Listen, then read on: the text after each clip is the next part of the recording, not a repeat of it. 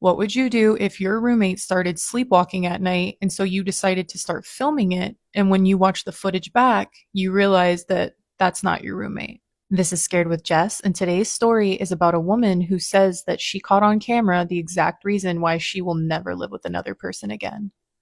I've shown the video to 4 people. 2 of them cried, and one of them left my apartment without saying anything and texted me an hour later asking me to please never send it to them. The fourth one watched it 3 times and then told me to delete it and never speak about it again. I haven't deleted it and I don't know why. I think part of me needs proof that I didn't make this up. My roommate Danny and I had been living together for about 8 months when it started. We got along fine, split everything evenly, didn't have any real issues, but she worked early shifts, so she was usually asleep by 10 and I was the night owl. That's relevant because it means I was always awake when it started happening. That first night, I heard her get up. I thought she was going to the bathroom. It was around 2 a.m., and I heard her door open, heard her in the hallway, and then it went quiet. I got up to check because the quiet felt weird and found her standing in the kitchen facing the wall with both palms flat against it. I said her name and she didn't respond. I touched her shoulder and she turned around and walked back to her room and got into bed and never woke up. I looked it up, and the next morning, everything I read said not to startle a sleepwalker, not to make a big deal of it, and that was it. It was usually harmless. I mentioned it to her over coffee, and she had zero memory of it and seemed embarrassed, so I dropped it. But it kept happening. Every few nights, I'd hear her door and find her somewhere in the apartment, standing in the hallway or maybe sitting in the kitchen table. Once she was just in the middle of the living room with her head tilted back slightly like she was looking at the ceiling. I always guided her back to bed and she never remembered any of it. After about 2 weeks of this, I started filming it.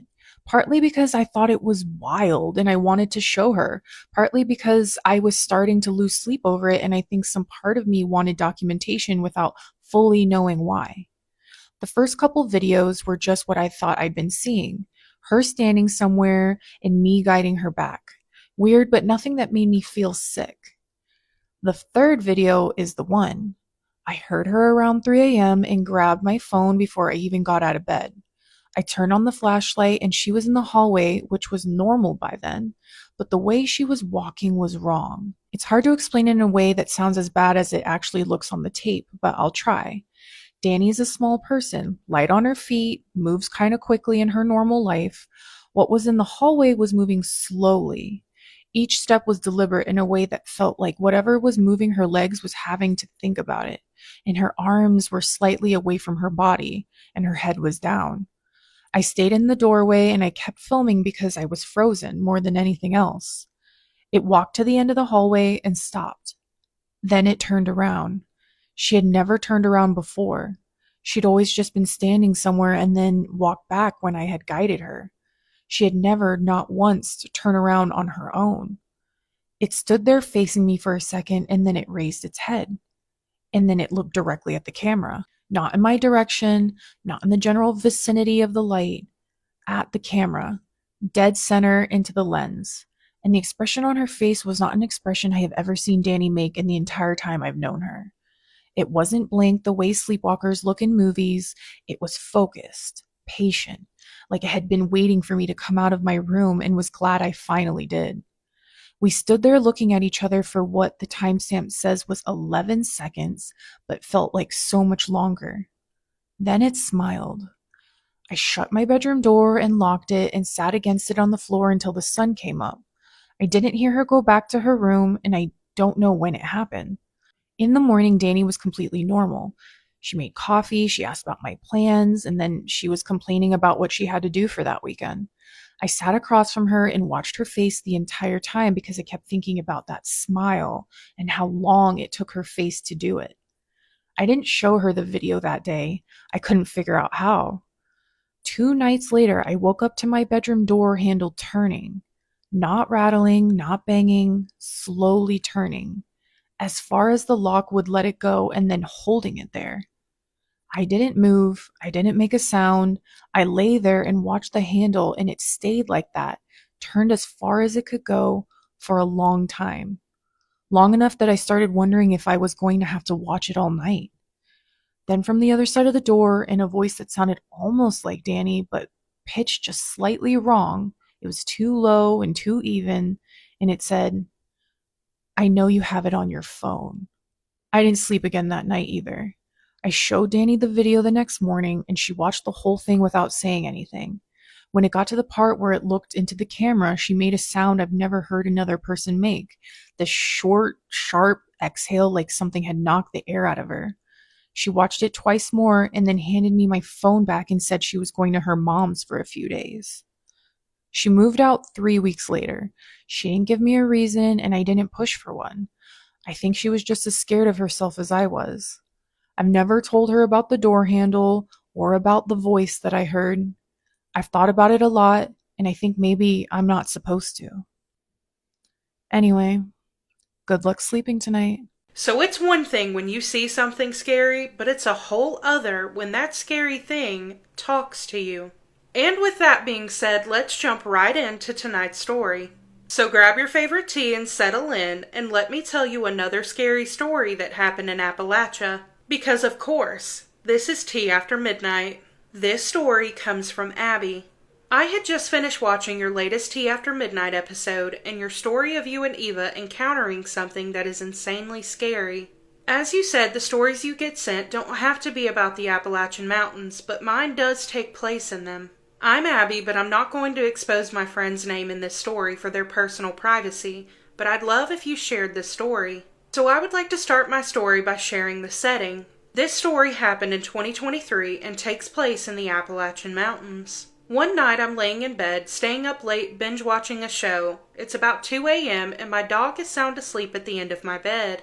My lights are off and I'm on my phone watching the show when I hear someone whisper my name, Abby, with a faint small scratch following off the outside of my door onto the hallway walls.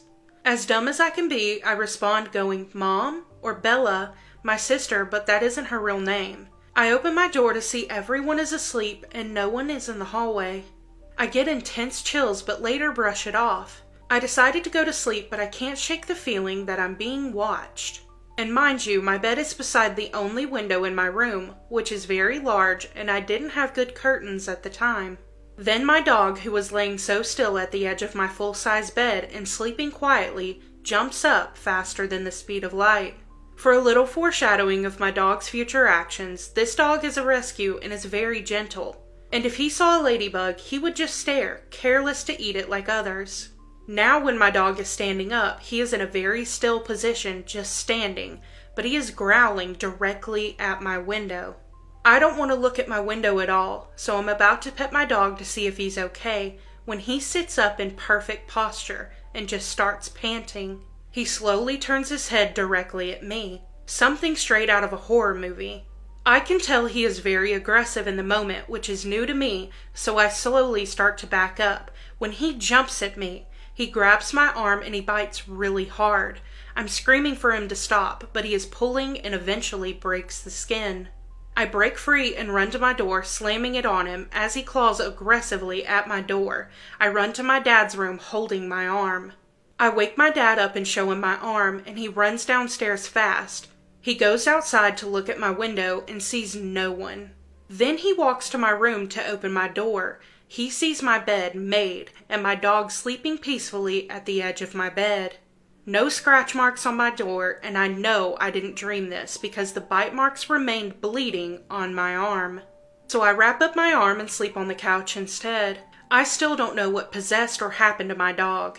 But I had told one of my friends this story, and she asked to see a picture of my dog before the incident and after. She's someone who works with seeing animals' signs of aggression and said something has changed in him, but it wasn't good. It's been 3 years, and he's not done anything like that again, but that day will stick with me forever. I'm so sorry that the story was so long, but I have another with the same settings in the beginning. This starts in 2023 in the Appalachian Mountains when I'm in my basement with one of my friends. My basement is very big and we had a gym, which me and my friend were in with lots of storage and random rooms around us. My friend and I were playing around and got thirsty, so we went to the random fridge to get Gatorade. That's when my friend drops her drink and she looks like she had just seen a ghost. I look back and see nothing there where she was looking. She grabs my hand and we run upstairs, and she starts sobbing and saying there was a tall man, faceless, singing a song to her with the words, "Come on now, the world will end, you will survive, we have no time."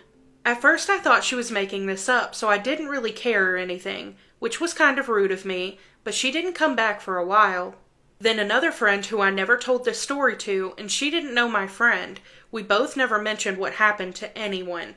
We were both in my basement, and she says she's seen a man behind the firewood pile out of the window singing a song, and I said, "What song?" She then copied the exact words as the first friend did. "Come on now, the world will end. You will survive. We have no time." Again, I thought they somehow knew each other, even though one of my friends was from school and the other was from camp. I was really skeptical it might have been some sick joke. But this happened with 8 different people who I've never mentioned the story to. The same man, different place in or around my basement, and same song. This man was said to be tall and bone-like. He has no face, but only a hat and a suit.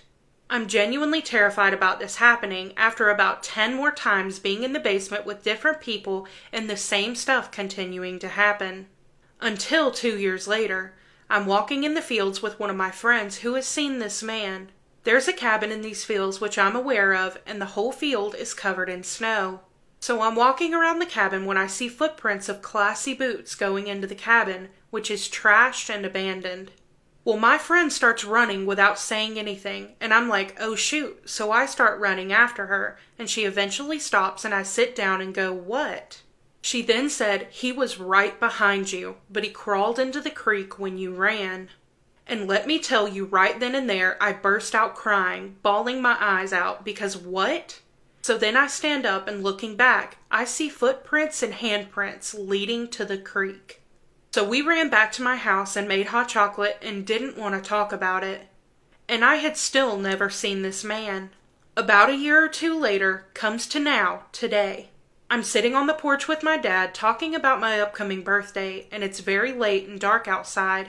That's when my dad stands up, freaking out, saying he heard someone running in the woods right beside us, saying, "Come on now, the world will end. You will survive. We have no time," in a breathless voice.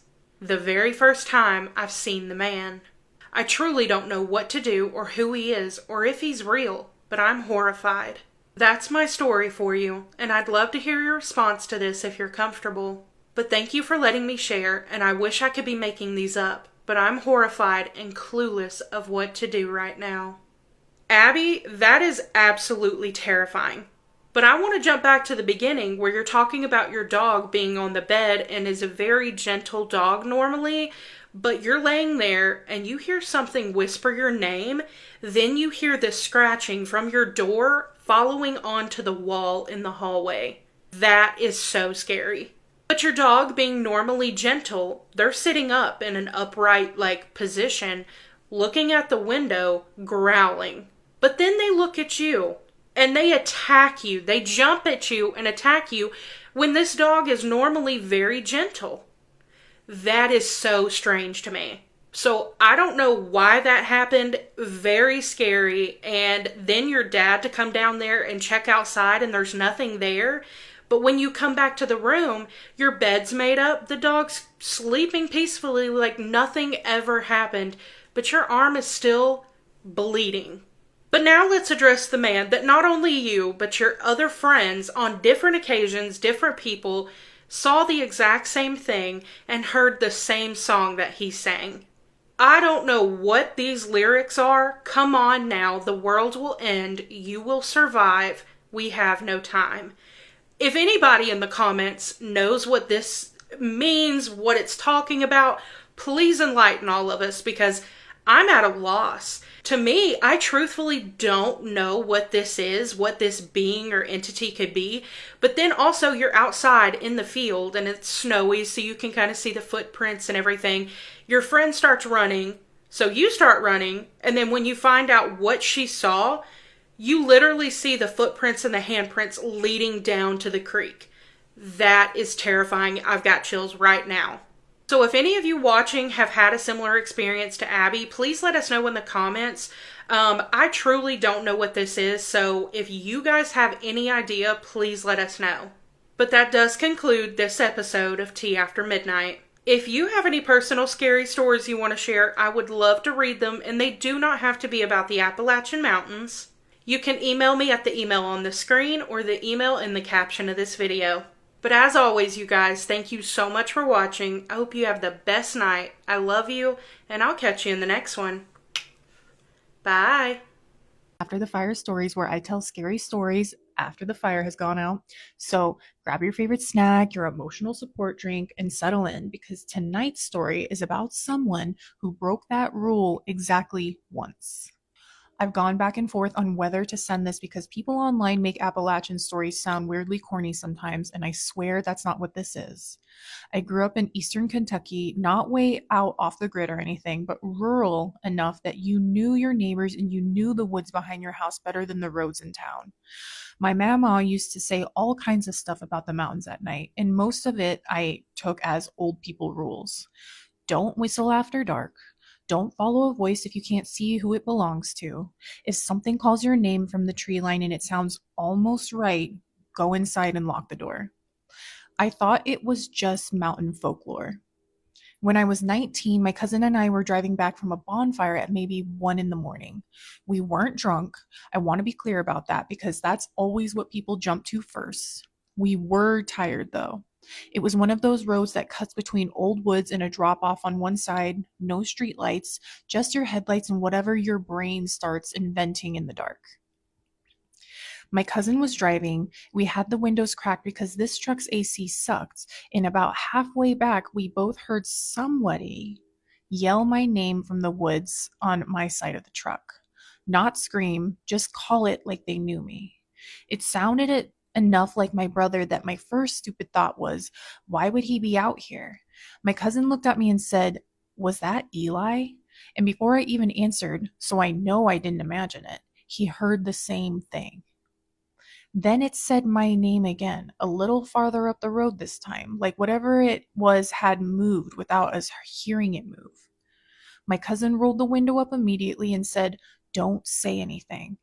That should have been enough. It should have. But I was 19 and trying to act tougher than I felt, so I said, just under my breath, who's there? The woods went dead silent. And I mean dead. No bugs, no tree frogs, nothing. You don't realize how loud the mountains are at night until all of it cuts out at once. My cousin stepped on the gas. I remember laughing a little because I was nervous, and right then, from directly behind the truck, like right on the tailgate, something yelled my name again. Not my brother's voice this time. Same cadence, same rhythm, but lower, rougher, almost wet sounding. And my cousin started praying out loud, which he does not do. He is not that guy.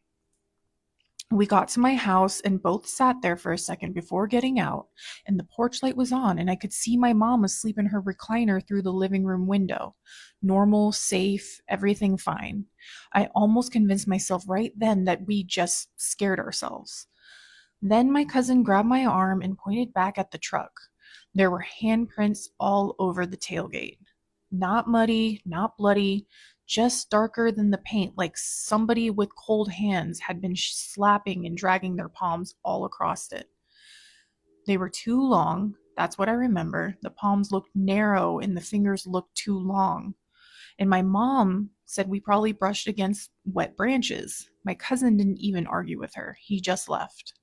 And for the next week, I kept hearing somebody walking behind the house at night, slow and steady steps in the leaves.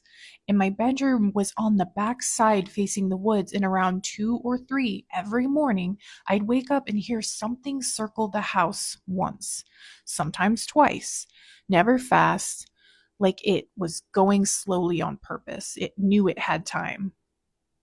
Then it started calling me. Always from the woods, always just beyond where I could see with the porch light. Sometimes it sounded like my brother, once it sounded like my mom, once it sounded exactly like my cousin, which made no sense because he was at college by then. And it never said anything except my name at first. I made the mistake one night of looking out. I didn't go outside, but I pulled the curtain back because I was so angry and just tired and wanted it to just be some idiot messing with me. There was a shape standing at the edge of the tree line, too tall, but not in a dramatic monster way, just tall enough that it felt wrong against the trees. I couldn't see a face. I could see shoulders and arms and the suggestion of a head, probably, and I knew somehow it was looking right at me. Then, in my mother's voice, it said, "You already answered me." I moved out 2 months later. My mom still lives in that house and swears nothing like that ever happened to her, but she also nailed a little iron horseshoe over the back door after I left, and she had never done that before in her life. The part I've never gotten over is this. About a year later, my cousin finally admitted that when I first answered it from the truck, he heard something answer me back from his side too. It said, "Almost." Yeah, absolutely not. The second something in the woods starts using your voice, that's just, I'm done. So this has been After the Fire Stories. If you have any scary stories, then go ahead and send them in to me and I might read yours next. Not all scary stories happen in the Appalachian Mountains, and tonight's story proves that. So with that being said, grab your favorite tea and settle in, and let me tell you a scary story, because of course, this is Tea After Midnight. That tea is so good. This story was sent to me by Anonymous. Having grown up in eastern Montana, I have long experienced intuitive insights that were often met with skepticism. I am reaching out to share these experiences. There is a local area we can camp at, so we took our son out and set up, but my husband became sick very quickly. He was fine before we had set up, but we took him back to town. In the worry someone would steal all of our stuff, my mom came back with me to pack up camp. Everything was loaded. I drive my vehicle back as my mom was in her vehicle. As we were driving in, I felt like I was being watched. I couldn't shake the feeling of being unwelcomed or unwanted in this area. As I was looking around, something caught my attention, so I slowed down a minute to see what it was. Out in the field, there was a large shadow on 4 legs, and at first I thought it was a bull, as we live out in the ranching community and the camping area is out in the country. This thing stood up. It looked like a human with bent legs at the knees, and it stood with its back to me, but when it turned back, I saw bright red eyes with a dog's face. I called my mom and she said she saw nothing, so I hurried home, and the next day my husband was gone at work, and as I was asleep I got woken up to the feeling like I was choking. As I opened my eyes, I saw a black shadow with red eyes standing over me. I couldn't sleep the rest of the night. A few years later, my husband and I were wanting to take our son camping again, so we set out to the local spot. We had an amazing day, and at the end of the night we cleaned up and threw some logs on the fire for the night. My son, who was around 5 or 6 at the time, was restless, but just figured it was a new environment, so we bedded down for the night. Shortly after, we started to hear the tree line rustle. I figured it was a raccoon or something, but it got louder, much louder. I started to feel uneasy, like something was coming for us, like we were unwelcomed. My son sat up, looked at me, and said, "They are mad that we are here." That's all it took, and I was out of that tent and packing up the few things that we had left. We left saying, "Whatever is here needs to stay here. You're not welcome to follow us." We don't know what it was, but my son and I didn't sleep well once we were home. Years later, we tried camping again, but at a different spot this time. The same thing happened, but as my son was sitting in the car, he started crying. I went to check on him because I was packing up in a hurry, and he had a scratch on his face that wasn't there before. We left again, saying nothing was allowed to follow us. This isn't the first paranormal thing to happen to us, it's just the scariest one. That was just the initial story sent to me, but then I followed up with an email and asked if the son remembered any of this. And they replied back. Luckily enough, no, but he wasn't with me when I saw the creature. I had left him at home with his dad as it was late. He has always talked about seeing things, and he still remembers a little boy in his closet from one of the places we used to live. He has even mentioned a past life, but he hasn't spoken about it since he was younger. I was told by a lady that my son was gifted the gift of sights, which I believe. Even now, he is 12 and still mentions things every now and again. When we first moved back, we lived in a camper in an RV park that was in the middle of nowhere. Our son had his own fridge for his snacks and drinks, as our TV fridge was tiny. He woke up in the middle of the night and asked for a drink, but me being half awake, I told him to go ahead and get one, then climb back into bed. Not even a second later, he was screaming bloody murder, jumping into our bed screaming, "Scary eyes, scary eyes." Being that we lived in an RV park, I thought it was a creep peeking in, so I go out, and there was nothing. It was dead silent, and there were these red rocks that were very loud when walked on or driven on, so had someone ran away, I would have heard them. We finally found an apartment, and before we left, I had my son say, "I'm moving, but you can't come. You stay here," just in case it was something. About a week after moving, he was in bed sleeping, and I heard something, but before I could go see what was happening, he came out screaming, "Scary eyes, scary eyes." I asked where, and he pointed to his window. Again, I went into Mama Bear mode and flew around our entire apartment, but again, no one. We had lamps turn on, radios turn on, and you could hear footsteps. One time, I even heard Mama called, and my son was with family, not even home. The last straw was when my son went to our room to grab his blanket, as he hadn't been sleeping in his room, and he came out crying, holding his arm. And when I looked, there was a bite mark. The direction of the bite was no way that he could have done it, and he's also an only child, so no, there was no one there to have bit him.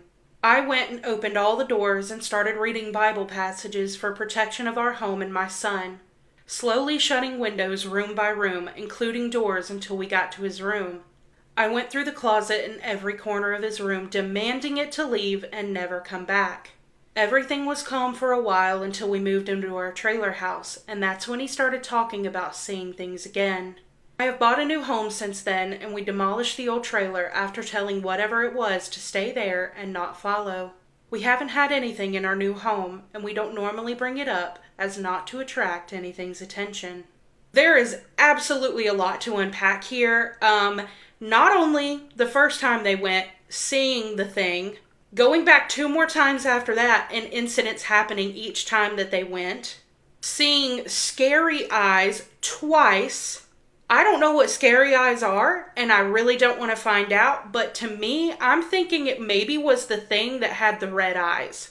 Their son literally said that they are mad that they were there, but then to top it all off, something bit him. What do you mean that something bit him? Regardless of whatever it is, it's absolutely terrifying, and it's pure evil in my opinion. So please definitely be praying over you and your family and your new home, because you can never be too safe. But that does conclude this episode of Tea After Midnight. If you have any personal scary stories you want to share, they do not have to be about the Appalachian Mountains. It can be any scary story you have. I would love to read them. You can email it to the email on the screen or the email that's going to be in the caption of this video. I just want to take a minute to say thank you so much, guys. From the bottom of my heart, this has been such a wild ride, but it's been so amazing, and that's all thanks to you guys. So thank you for being here. I'm so glad that you love the series. I love making it, so I'm so glad that you're here watching it. But I hope you have the best night. I love you, and I'll catch you in the next one. Bye. What would you do if the elevator in your building started taking you to floors that didn't exist? This is Scared with Jess, and today's story is about a woman who said the elevator in her building one day took her to floors lower and lower.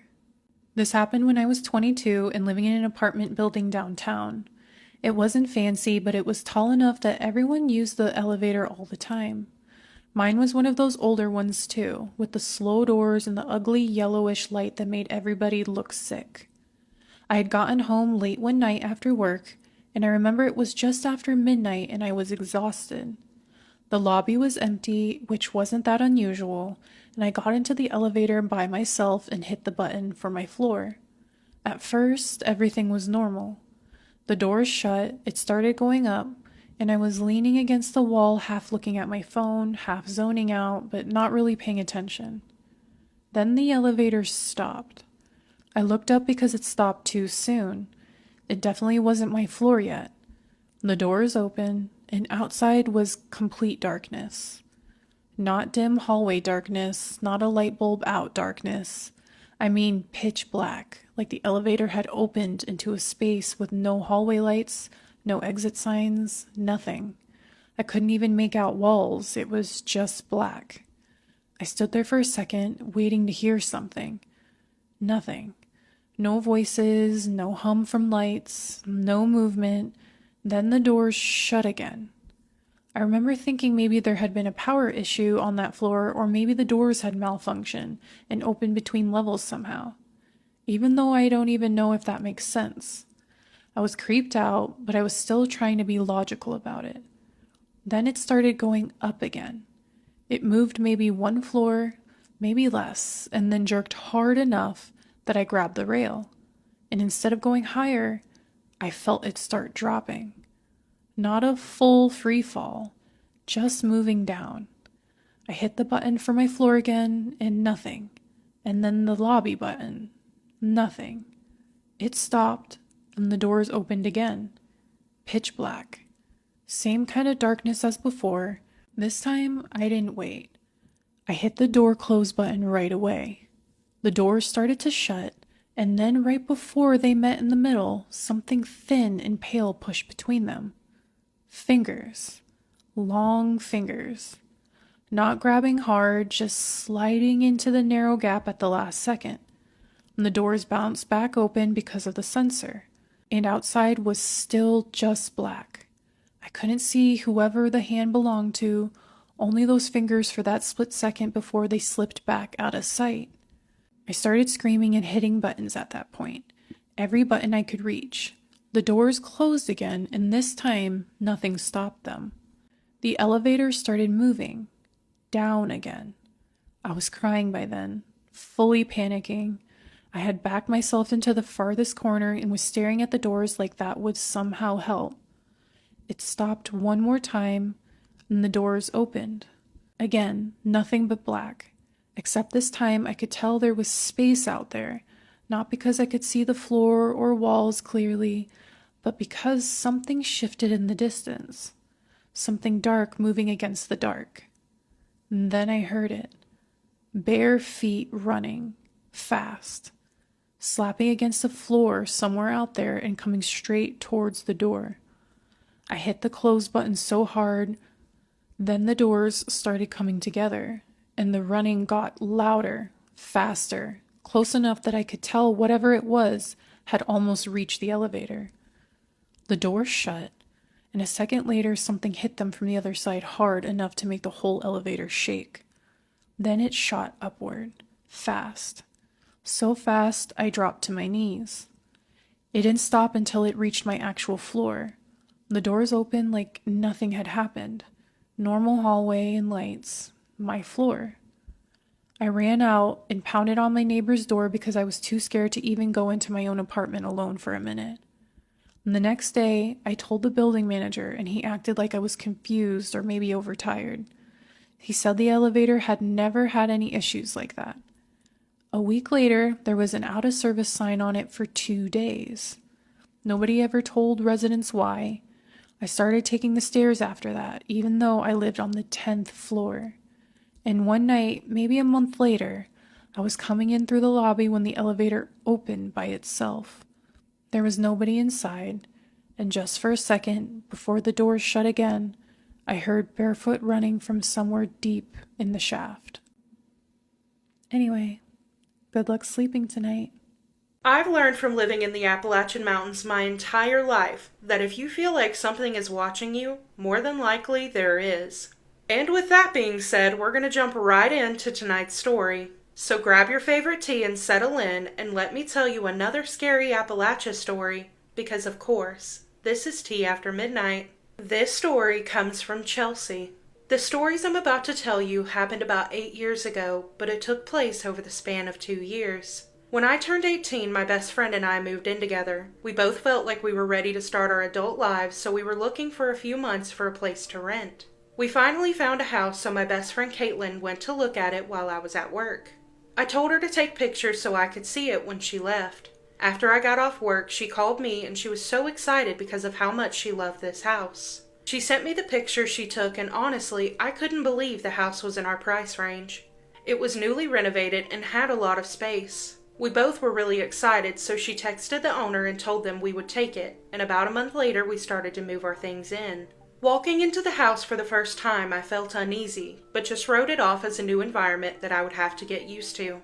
Being that we were only 18 at the time, we really didn't have that much to unpack, and once we got most of everything put away, we ordered some pizza and sat in the living room eating and enjoying being in our new space. We lost track of time and ended up staying up until 2 a.m. just talking, so we said goodnight and both went to our rooms to get ready for bed. I was laying in bed scrolling on my phone trying to get tired to fall asleep when I heard footsteps in the hallway. I figured it was just Caitlin because the bathroom was outside of my bedroom, but then I got a text. Caitlin messaged me and said, "While you're up, can you grab me a water from the fridge?" My heart sank immediately. I called her phone, and when she answered, I asked if she was walking in the hallway going to the bathroom. She said no, she heard footsteps and thought I was up and wanted to see if I would grab her a water. I told her that definitely wasn't me because I'm laying in bed right now. We both got a little spooked, so Caitlin came to my room to sleep with me that night. We did check the house and there was no one there, so we just figured it was the house settling. A few months go by with no incident. Caitlin had to go out of town with her parents for the weekend, so I was at the house all by myself. But things had been going good, so I really wasn't worried. The first night by myself, everything was great. I enjoyed being alone and was able to get some things done around the house, but the second night was completely different. That day I was out of the house at work and stopped by to see my parents after work, so I got home around 10 p.m. As soon as I walked in, I got really paranoid that someone was in there with me, watching me. I turned on every light in the house and it made me feel a little better. I took a shower and went to lay down, but the feeling of someone watching me came back. I turned the TV on to try to get my mind off of it, but the feeling would not go away. I had windows in my room above my bed, but the windows are not full length. They were maybe 2 feet tall and went across the top of my wall above my bed.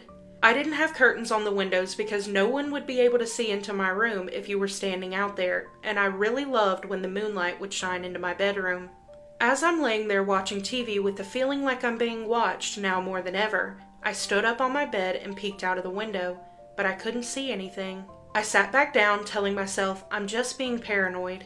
Right before I went to bed, I went to the bathroom, and when I came back in my room, I shut and locked my bedroom door just for extra precaution since I was by myself. Eventually I fall asleep, and in the morning, I opened my eyes staring directly at my bedroom door and was in complete horror. My bedroom door was unlocked and cracked open. I have never been dressed and in my car so fast. I went to my parents' house and told them what happened. My mom said I probably woke up in the middle of the night to go to the bathroom, but I didn't remember. I have never been one to not remember doing something. If I wake up in the middle of the night to go to the bathroom, which is rare, I always remember it. I ended up staying with my parents until Caitlin came back. When she came back, I told her what happened, and what she told me still sends shivers down my spine. She said that a few weeks ago she had shut her door, but when she woke up, her door was completely open. And then the next night, she shut and locked it, and when she woke up, it was completely open. She said that she thought I had come into her room in the middle of the night, but again, I rarely wake up in the middle of the night, and even if I did, I wouldn't go to her room. With this happening to both of us, we decided to do a few experiments. For the next week, we would both shut and lock our doors at night, and in the morning we would see if they were open. And of course, when we woke up, both of our doors would be open. Hers would always be fully open, but mine would only be cracked. Since this had been going on for a little bit, we honestly got to the point where we ignored it. If the worst thing that happened was our doors opening in the middle of the night, it really wasn't a big deal to us. At least that was my thought until a few months later. I had just gotten off work, but Caitlin was still at work. I went home, and again as soon as I stepped in the house, I started feeling like I was being watched. But this time, it really freaked me out, given all the other weird things that have happened. I decided to take a shower and wait until Caitlin got home. When I got out of the shower, I was drying off when I heard the front door close. I yelled out, "Hey, I'm in the bathroom. I'll be out there in a minute." I got dressed, opened the bathroom door, but I didn't see Caitlin.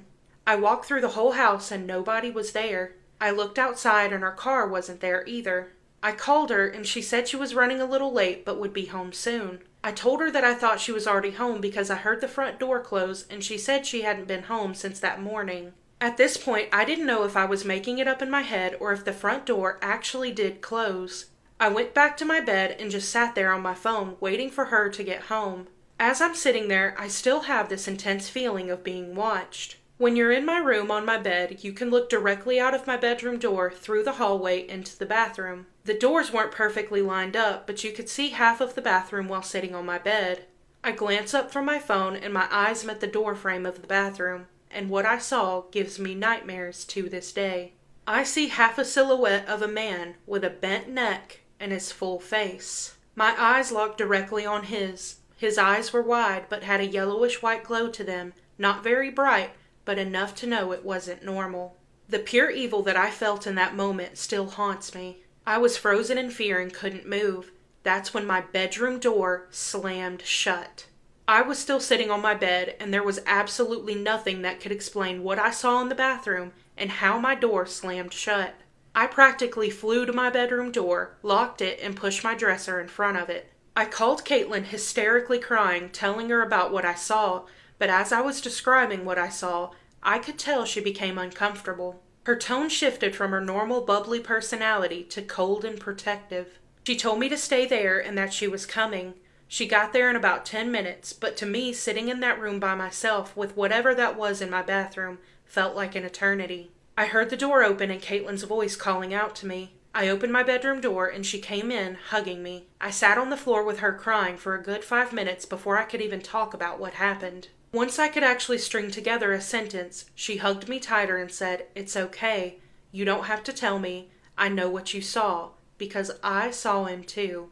She helped me grab a few things and we went to stay at my parents' house. While we were there, I asked her why she didn't tell me about seeing him, and she told me that she didn't want to scare me and that she hadn't seen him since, so she thought maybe it was a dream. There is no way that what she and I saw being the exact same thing was a dream. We stayed at my parents' house for a few days and then went back to our house. We both ended up sleeping in Caitlin's room for the next year. Things honestly were going great, and we hadn't heard or seen anything strange in a long time at that point. That was until one night Caitlin and I were laying in her bed watching TV before we went to sleep. We heard footsteps on the other end of the house in the hallway. We both looked at each other like, oh great, here we go again. We then hear what sounds like nails on glass scratching at our window. We both turn and look at her window and see the same bent-necked man with yellow-white glowing eyes staring at us. We both scream and I jump up and turn the bedroom light on. We both packed a bag as fast as we could and went and stayed with my parents, too terrified to even return back to that house. At this time, we only had a few months left of our lease, and my parents let us stay with them until we found a new place. The next place we rented was a breath of fresh air. We always felt safe there, and we stayed there for a few years. About a year ago, I was driving by that house, and it was demolished. They are almost done building an apartment building there, and all I can say is I pray that the thing that would watch us doesn't show up again. I will never forget that house and the terrifying encounters that we had, and I always check my surroundings now just to make sure there's nothing lurking and watching from the shadows. So as you know by now, last night I was going to post this episode of Tea After Midnight, but when I went to edit the video that I recorded last night, the audio was all jacked up. I'm not diving too far into it, I just know that it was super creepy. When I was trying to play it back, it was super glitchy, it would come in and out. But regardless, this story freaked me out not only last night, but tonight as well. I don't know if you can tell back here, but I hung up a piece of fabric underneath my sheer curtains because this story talking about something watching them and feeling like they were being watched made me super paranoid, so I hung a piece of fabric up. Not only going through the experience yourself, but your best friend also having the same exact experiences you had. I had chills all over my body when I read Bent Neck Man with yellowish white glowing eyes. Absolutely not. Y'all are better than me because if I would have saw that, out immediately. I don't care, I'll break my lease, that's that. But that does conclude this episode of Tea After Midnight. If you have any personal scary stories you want to share, you can email me at the email in the caption or the email that's on the screen right here. But as always, you guys, thank you so much for watching. I love you, I hope you have the best night, and I'll catch you in the next one. Bye! What would you do if your sister almost drowned and then came back from the lake alive, but she brought something back with her. This is Scared with Jess, and today's story is about someone who said that their sister had survived, but that wasn't the end of it. My sister almost drowned when she was 19. That part is true and simple. She went to the lake with friends over 4th of July weekend, got too far out, panicked, and had to be pulled back in. Everybody treated it like a bad scare after that. They said she swallowed a lot of water, she freaked herself out and sat in the ER for a few hours, then got sent home. She came back the next day. At first, she just seemed quiet. That by itself didn't mean much. My sister was loud by nature, always talking, always moving, always halfway into somebody else's business. So when she got home looking pale and barely spoke, my mom chalked it up to shock. My dad said she just needed rest. I remember hugging her in the kitchen, and the first thing I noticed was how cold she felt. Not cool skin from being outside, cold all the way through. I actually pulled back and asked if she felt okay, and she just shrugged and said she was tired. That first week she slept a lot during the day and barely ate. At night, though, I'd hear her awake in the bathroom, and at first it sounded like normal sick person stuff. Gagging and running water, spitting into the sink. My mom kept saying her stomach probably still wasn't settled from swallowing lake water. Then one night I heard something else. I was in my room, almost asleep, when I heard this awful, wet coughing sound from the bathroom we shared. It went on much longer than a normal coughing fit, long enough that I got out of bed and went to check on her. The door was cracked, and she was bent over the sink with both hands gripping the counter. Her shoulders were shaking like she was throwing up, but there was nothing in the sink except black water. Not dark water from makeup or dirt. Black, thin and shiny under the bathroom light. I said her name, and she whipped around so fast I jumped. There was long hair hanging out of her mouth. Not hers. Long, dark strands caught between her teeth and stuck to her chin with that same black water. I just stared. She stared back for 1 second and then grabbed the hair with both hands and yanked the rest of it out of her mouth like she was pulling a string. I screamed. She looked furious more than embarrassed and slammed the bathroom door in my face. When I told my parents what I saw, nobody reacted the way they should have. My mom thought I had panicked and made it bigger in my head. My dad thought maybe it was her own hair from the lake somehow tangled in her throat when she threw up. Even saying that now sounds insane. At the same time, somehow, everybody wanted a normal explanation badly enough that they reached for whatever was closest. My sister didn't help. The next morning, she acted like nothing had happened. She even laughed when I brought it up and told me I needed sleep. But her laugh sounded thin, forced, and when she smiled, I saw something dark caught between 2 back teeth before she turned away. After that, things got worse fast. She stopped sleeping in her bed, and more than once I woke up and found her standing by the bedroom window just looking outside. Not moving, not on her phone, just standing there in the dark. Her room started smelling bad too, like lake mud and mildew. My mom accused her of leaving wet towels everywhere, and she just smiled that little smile and said she'd clean it up. Then I started hearing her talk at night. Not on the phone, not talking in her sleep, talking low like somebody standing too close to hear clearly through the wall. One night, I got close enough to her door to listen. She was saying over and over, "I brought you back, I brought you back, I brought you back." Then there was a pause. Then she laughed softly and said, "I know you're still hungry." I stopped breathing for a second, and the next morning I looked under her bed while she was downstairs because by then I had reached the point where I knew something was in that room with her, even if I didn't know what. There were damp clumps of hair under there. Not 1 or 2 strands, clumps. And a dead fish.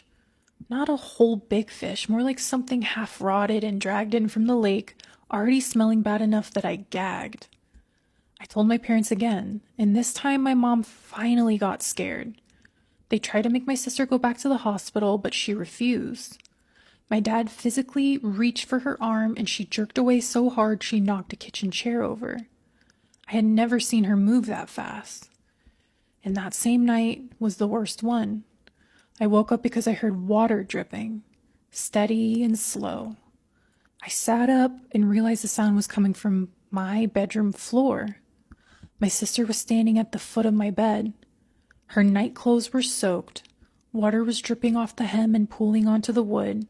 Her hair was hanging in strings around her face, and she was smiling at me. And her mouth was full.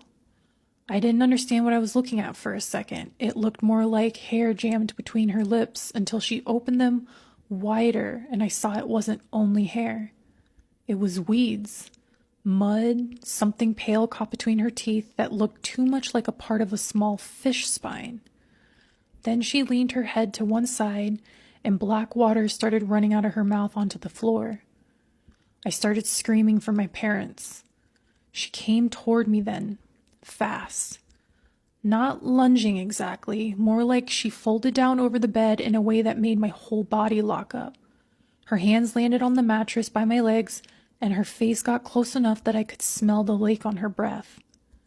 And in this soaked, ruined voice that only sort of sounded like her, she said, "It was dark down there."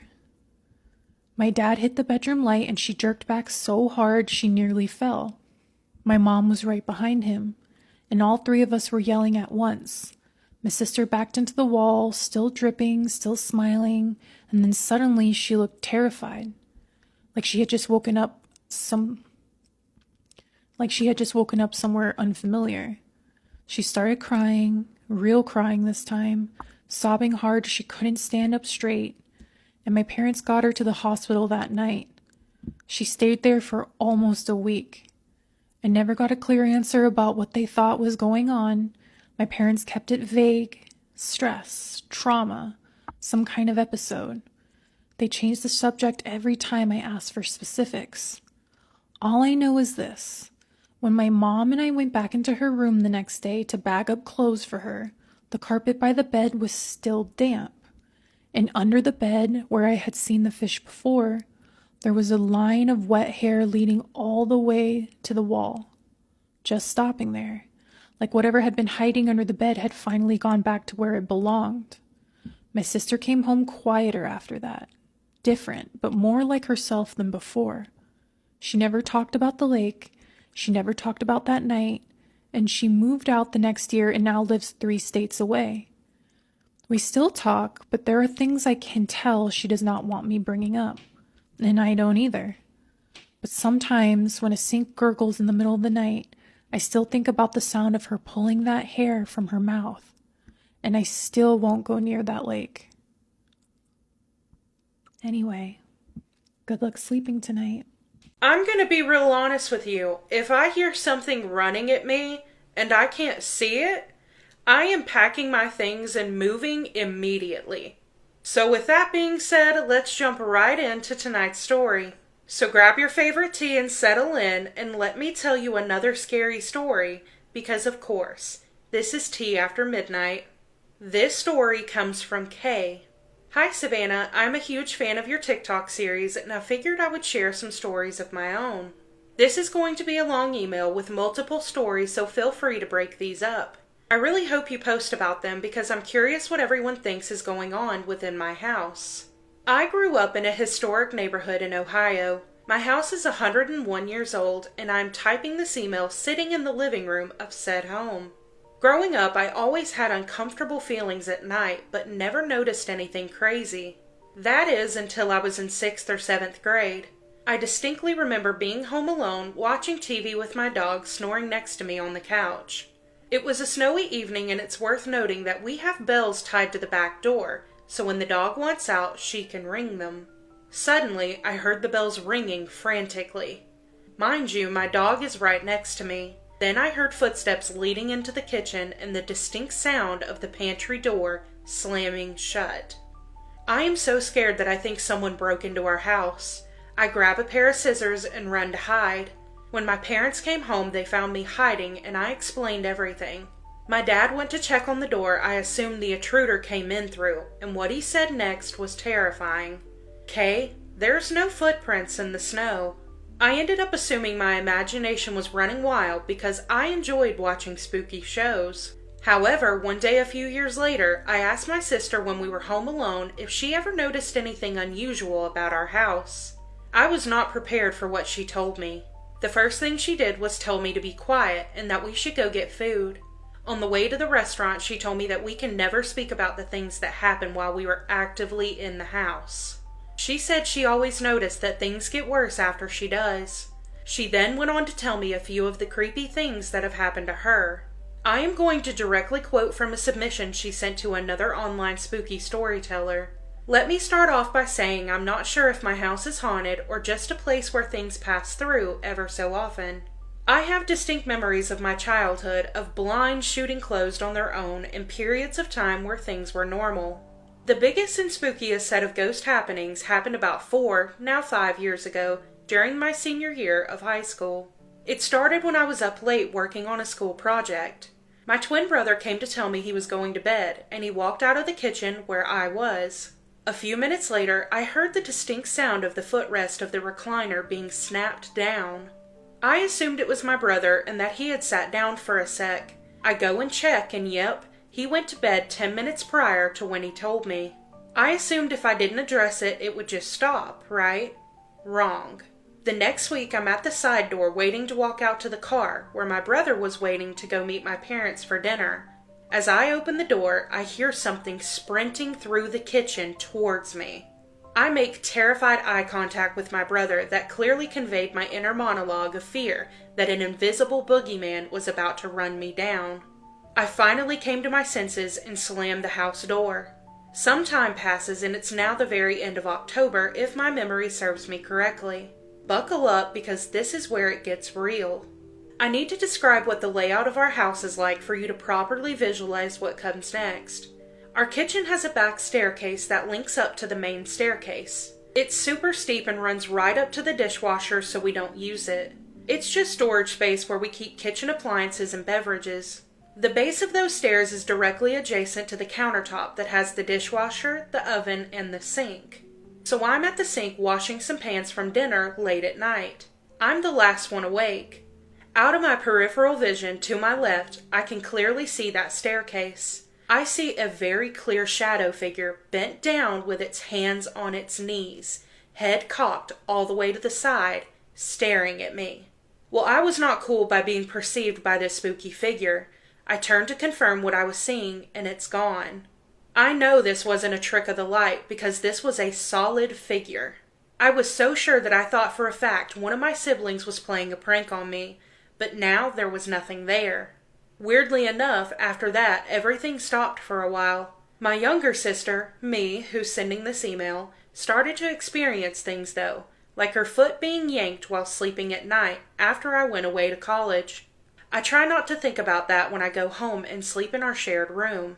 She mentioned my foot being grabbed at night in her story, so the next story I'm going to tell you was around my sophomore year of high school.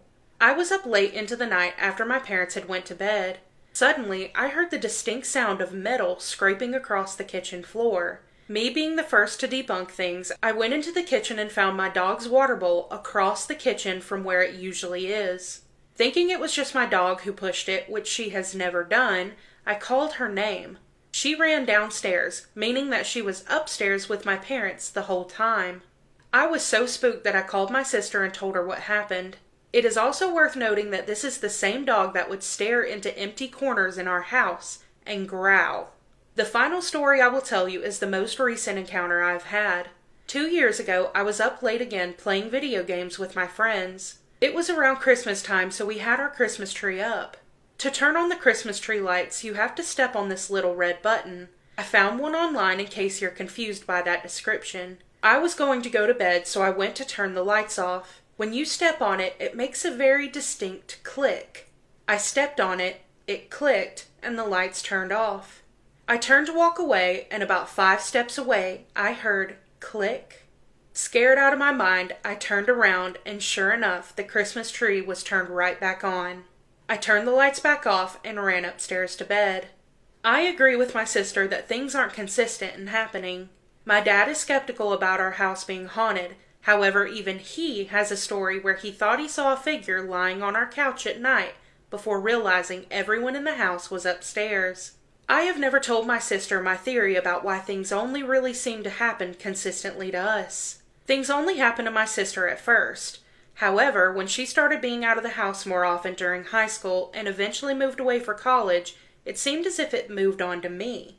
Things then only happened to me. I am now moved out for college and am not home nearly enough to notice anything crazy. However, I will say whenever I'm on the phone with friends telling these stories, I usually hear a loud bang coming from somewhere inside the house. Rule number 1. Don't speak about what happens while being inside the house. Kay, I do want to say that I definitely think your house is haunted. There are just too many things that have happened to you guys that can't just be explained away. I think the scariest part to me, like I said, was something running at your sister, and she couldn't see it. She could hear it physically running after her, but she couldn't see it. That freaks me out so bad. So the other part that really freaked me out was the Christmas tree. I could literally not imagine clicking it to turn it off, and as you're walking away, you hear it click, and then the lights come back on. I don't know what I would have done in that moment, but it would have absolutely sent shivers down my spine because that is so scary to think you're walking away after clicking it off, walking away, and you hear a click. I would have froze and not been able to turn around. Oh, I almost forgot about the part where the shadow figure was on the stairs. Just kidding, I think that is the scariest part to me. She's standing there doing dishes. Okay, picture it. You're standing there doing dishes. Out of your peripheral, you see a shadow figure. You're looking at a shadow figure that's bent down. Its hands were on its knees. Its neck was bent crooked, looking at her. Absolutely not. No. But Kay, thank you so much for sending in your story. I really do hate that you guys have been going through this. And luckily now that you're off to college and your sister's moved out too, hopefully it kind of settles down and you guys don't have to deal with that anymore. But it is very, very strange. And anybody in the comments, if you have any idea what this could be or why it sticks in the kitchen, please let us know. But that does conclude this episode of Tea After Midnight. If you have any personal scary stories you want to share, I would love to read them. You can email me at the email on the screen or the email in the caption of this video. But as always, you guys, thank you so much for watching. I hope you have the best night. I love you, and I'll catch you in the next one. Bye. What would you do if you broke into an abandoned psych hospital in the middle of the night and heard someone screaming for help in a ward that should have been empty? This is Scared with Jess, and today's story is about two friends who snuck into an abandoned psych hospital at night and heard someone screaming for help behind a chained door, and it sounded human right up until it didn't. This happened when I was 19. My friend Tessa was really into abandoned places back then, and she was always finding some half-collapsed school or old farmhouse online and trying to talk people into going with her. I was a lot less brave than she was, but I still went because I didn't want to be the one who chickened out. There was an abandoned psych hospital about 40 minutes outside of town that people talked about all the time. Everybody had some story about it, and most of it sounded made up, so I didn't really care. Tessa did. She had been wanting to go for months. So one Friday night, we did. We parked off a side road and walked around a fence through weeds and mud because the front entrance was too exposed. The building was huge, bigger than I expected. It had long wings, rows of dark windows, broken glass shining under the flashlight. Even outside, I had this feeling in my stomach that we were making a mistake. Tessa was excited immediately. She kept whispering even though there was nobody around. I remember asking why she was whispering, and she just said, "Because it feels like somebody's already listening." That should have been enough for me to leave right then. We got in through a side entrance where the door had already been forced open, and inside smelled like mildew and wet plaster and maybe something old underneath that I just couldn't place. The floors were covered in debris and old papers and things that had been dragged out of rooms years ago, and some of the graffiti looked fresh, but most of it didn't. At first it was just what you'd expect. Creepy because it was abandoned and nothing more. Then we got deeper into the building.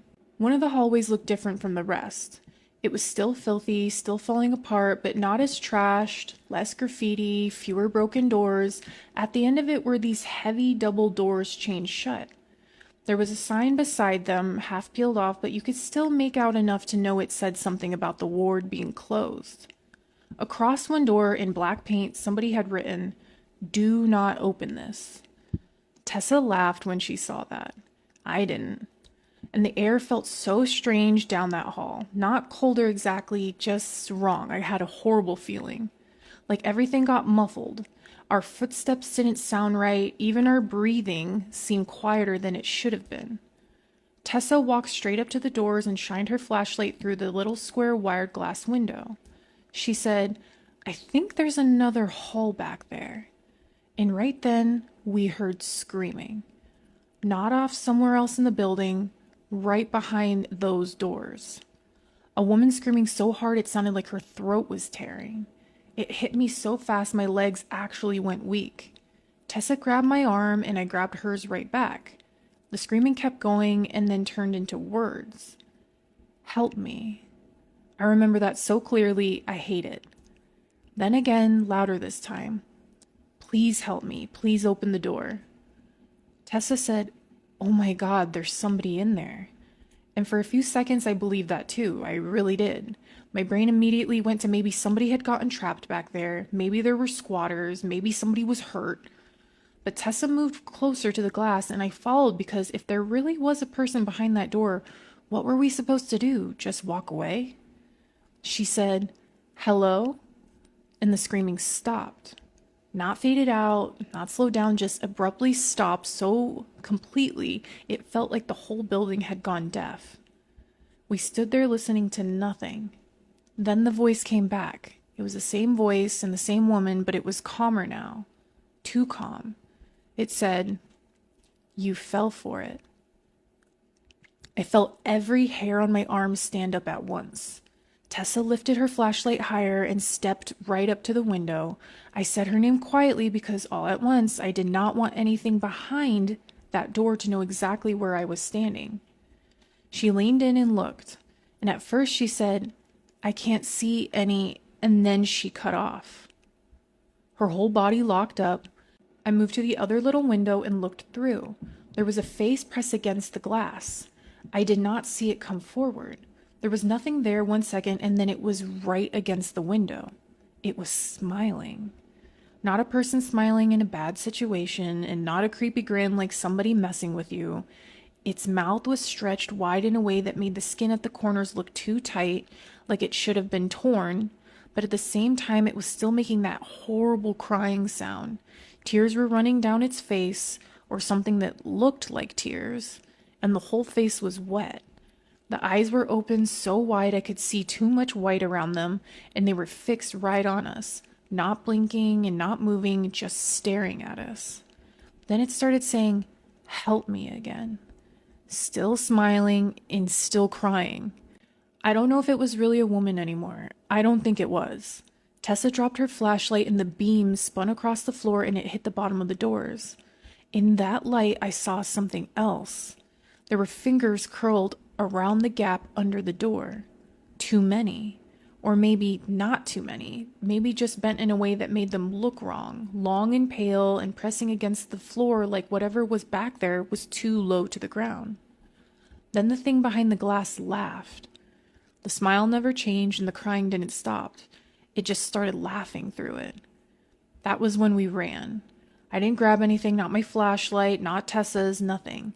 We were slipping on trash, broken tile, and grabbing walls, just trying not to fall. I remember Tessa screaming my name once and me yelling at her to keep moving. Behind us, I could hear the chains on the doors rattling, hard.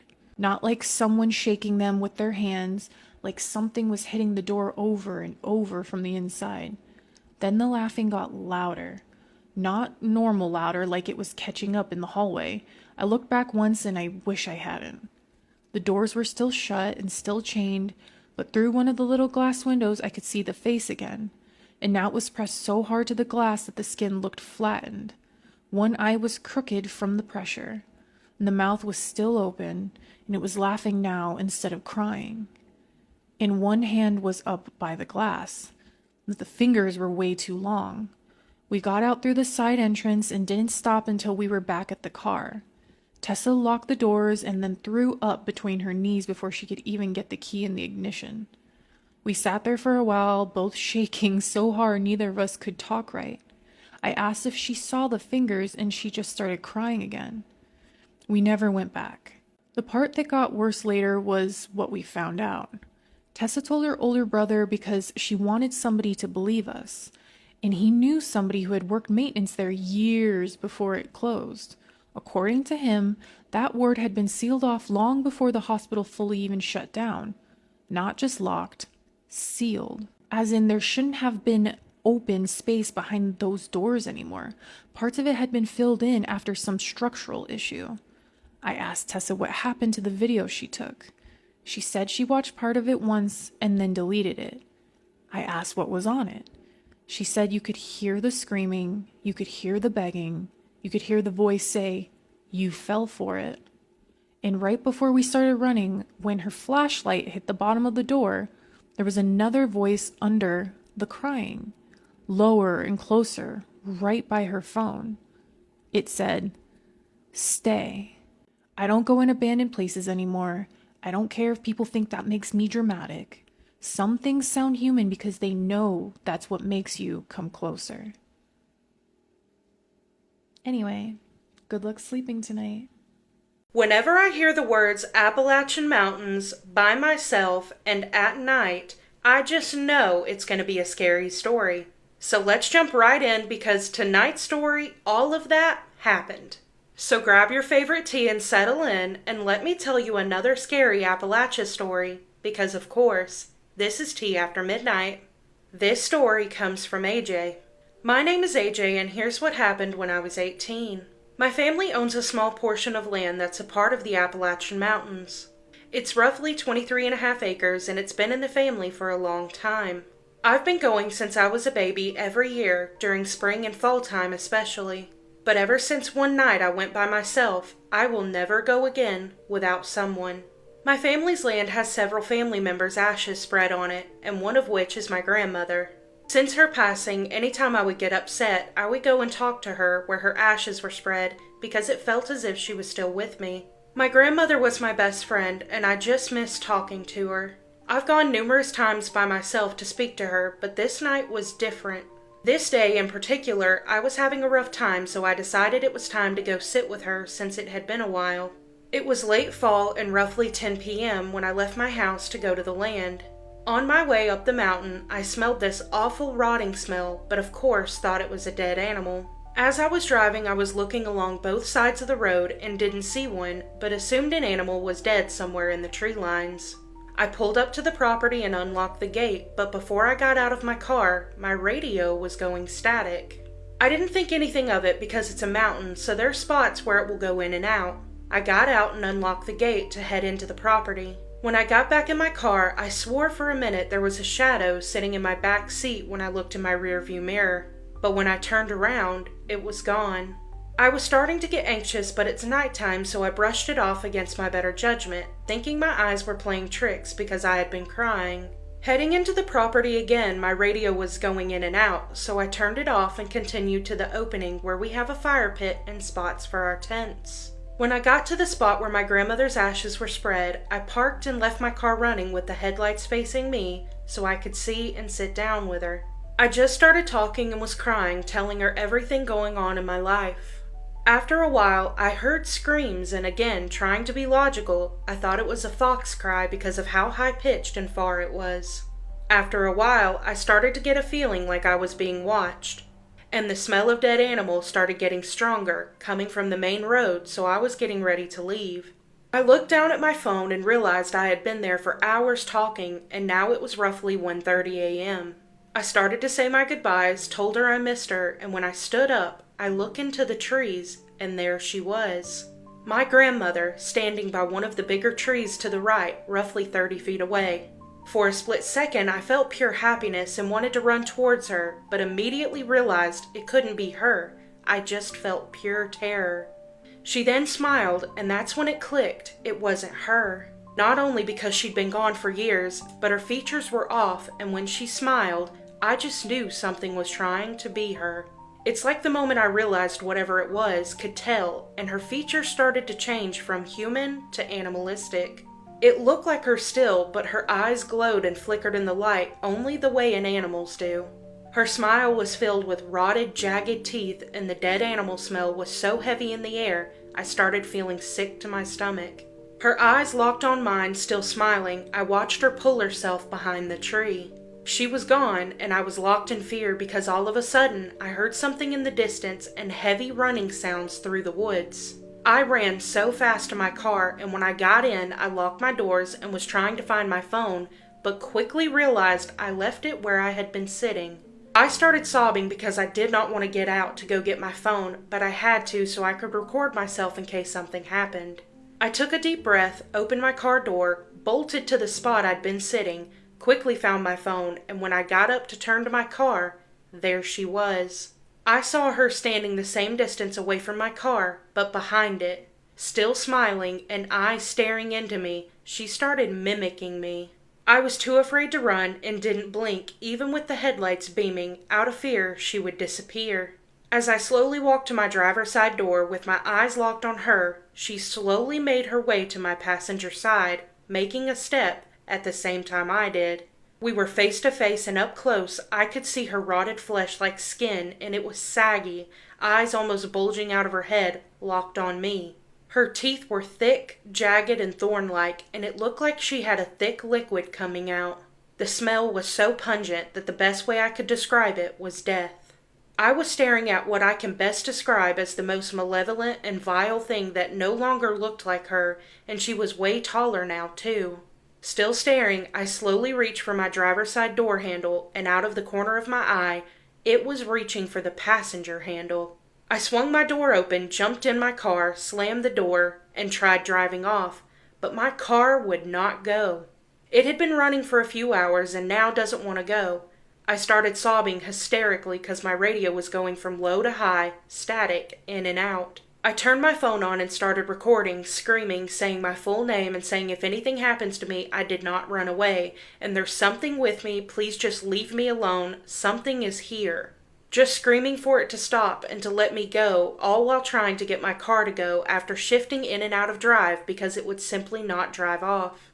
I finally slammed it into drive for what felt like the 100th time and peeled out of there, leaving the family gate open. I was speeding home. Once leaving the mountain, my radio went back to silence like it was when I originally got to my family's land.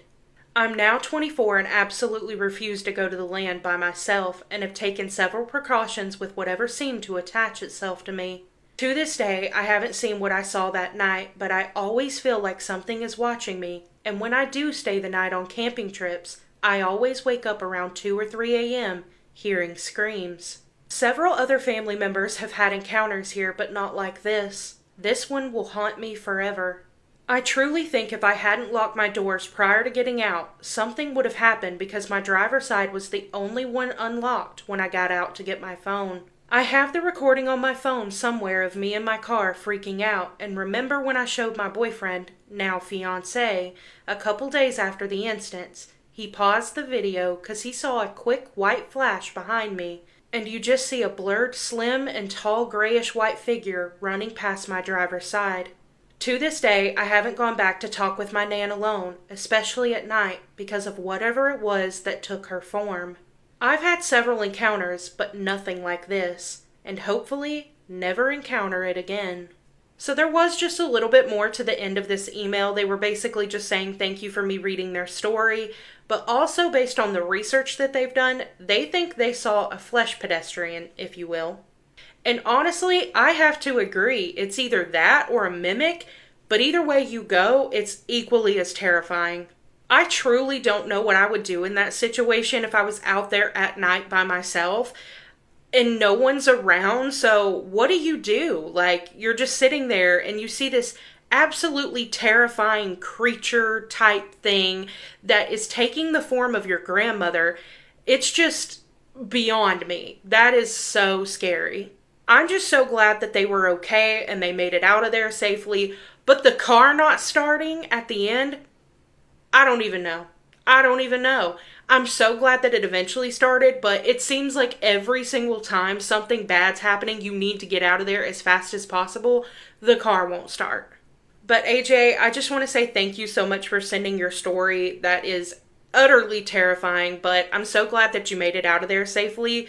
And truthfully, I do agree with you. I think you either saw that or I think you saw a mimic. But again, either way you go, equally terrifying. But that does conclude this episode of Tea After Midnight. If you have any personal scary stories you want to share, I would love to read them. You can email me at the email on the screen or the email in the caption of this video. But as always, you guys, I love you more than you know. I hope you have the best night, and I'll catch you in the next one. Bye. Imagine being someone who can predict the literal future of certain aspects of life, including death. I've been experiencing unusual things for as long as I can remember. I grew up in Oman in a house with a U-shaped layout, a large play area, a small garden with 2 date palms, and on one side, our living quarters. There was also a well, a storeroom, and a separate guest unit with its own washroom. The layout matters for what I'm about to share. I've had many unsettling experiences, but I'll focus on one. From a very young age, whenever someone hurt me, something would happen to them. I never thought much of it until one incident. A classmate used to bully me constantly. One day, I lost my temper and said, "You should lose your father, then you'll understand." During the summer break that followed, her father passed away in a tragic accident, and she never returned to school. I told my parents, but they dismissed it. Then something similar happened again. Another classmate kept pulling my hair, and in frustration, I said they should break their arm. By the end of the day, they had. I was terrified, and I told my mother. She took me to a spiritual healer. He told her that 2 spirits were attached to me, one harmless, and another that had fallen in love with me and was harming anyone who hurt me. He asked if I had ever gone behind the well and storeroom to retrieve something. I had, once, to get my brother's football. He then recited verses and assured my mother it wouldn't harm anyone again. As I grew older, the experiences changed. I began having dreams or strong intuitions that later came true. Very specifically, my dad had told me not to tell anyone, so only my family knows this. I saw once an entire exam paper in a dream, and it matched exactly. I predicted my sister's results. She got an A+. I told my younger brother his exact GPA. I told my mother I had seen a relative pass away and her crying. Someone did pass away that very evening. I told my uncle he would have daughters. He now has 2. I told my brother he would have a daughter, and he does. Before I was even married, I told my sister I would have a son, even though I wanted a daughter, and I do now. I also told her that she would get married before finishing her 3rd year of university, which is now happening. The most recent incident was this morning. I dreamed I lost a gold earring while sitting with friends, and in that dream, I found it near a couch. When I woke up, one of my earrings was actually missing. I searched everywhere but couldn't find it. Then I remembered the dream, checked near the couch, and it was there, placed neatly. I was speechless.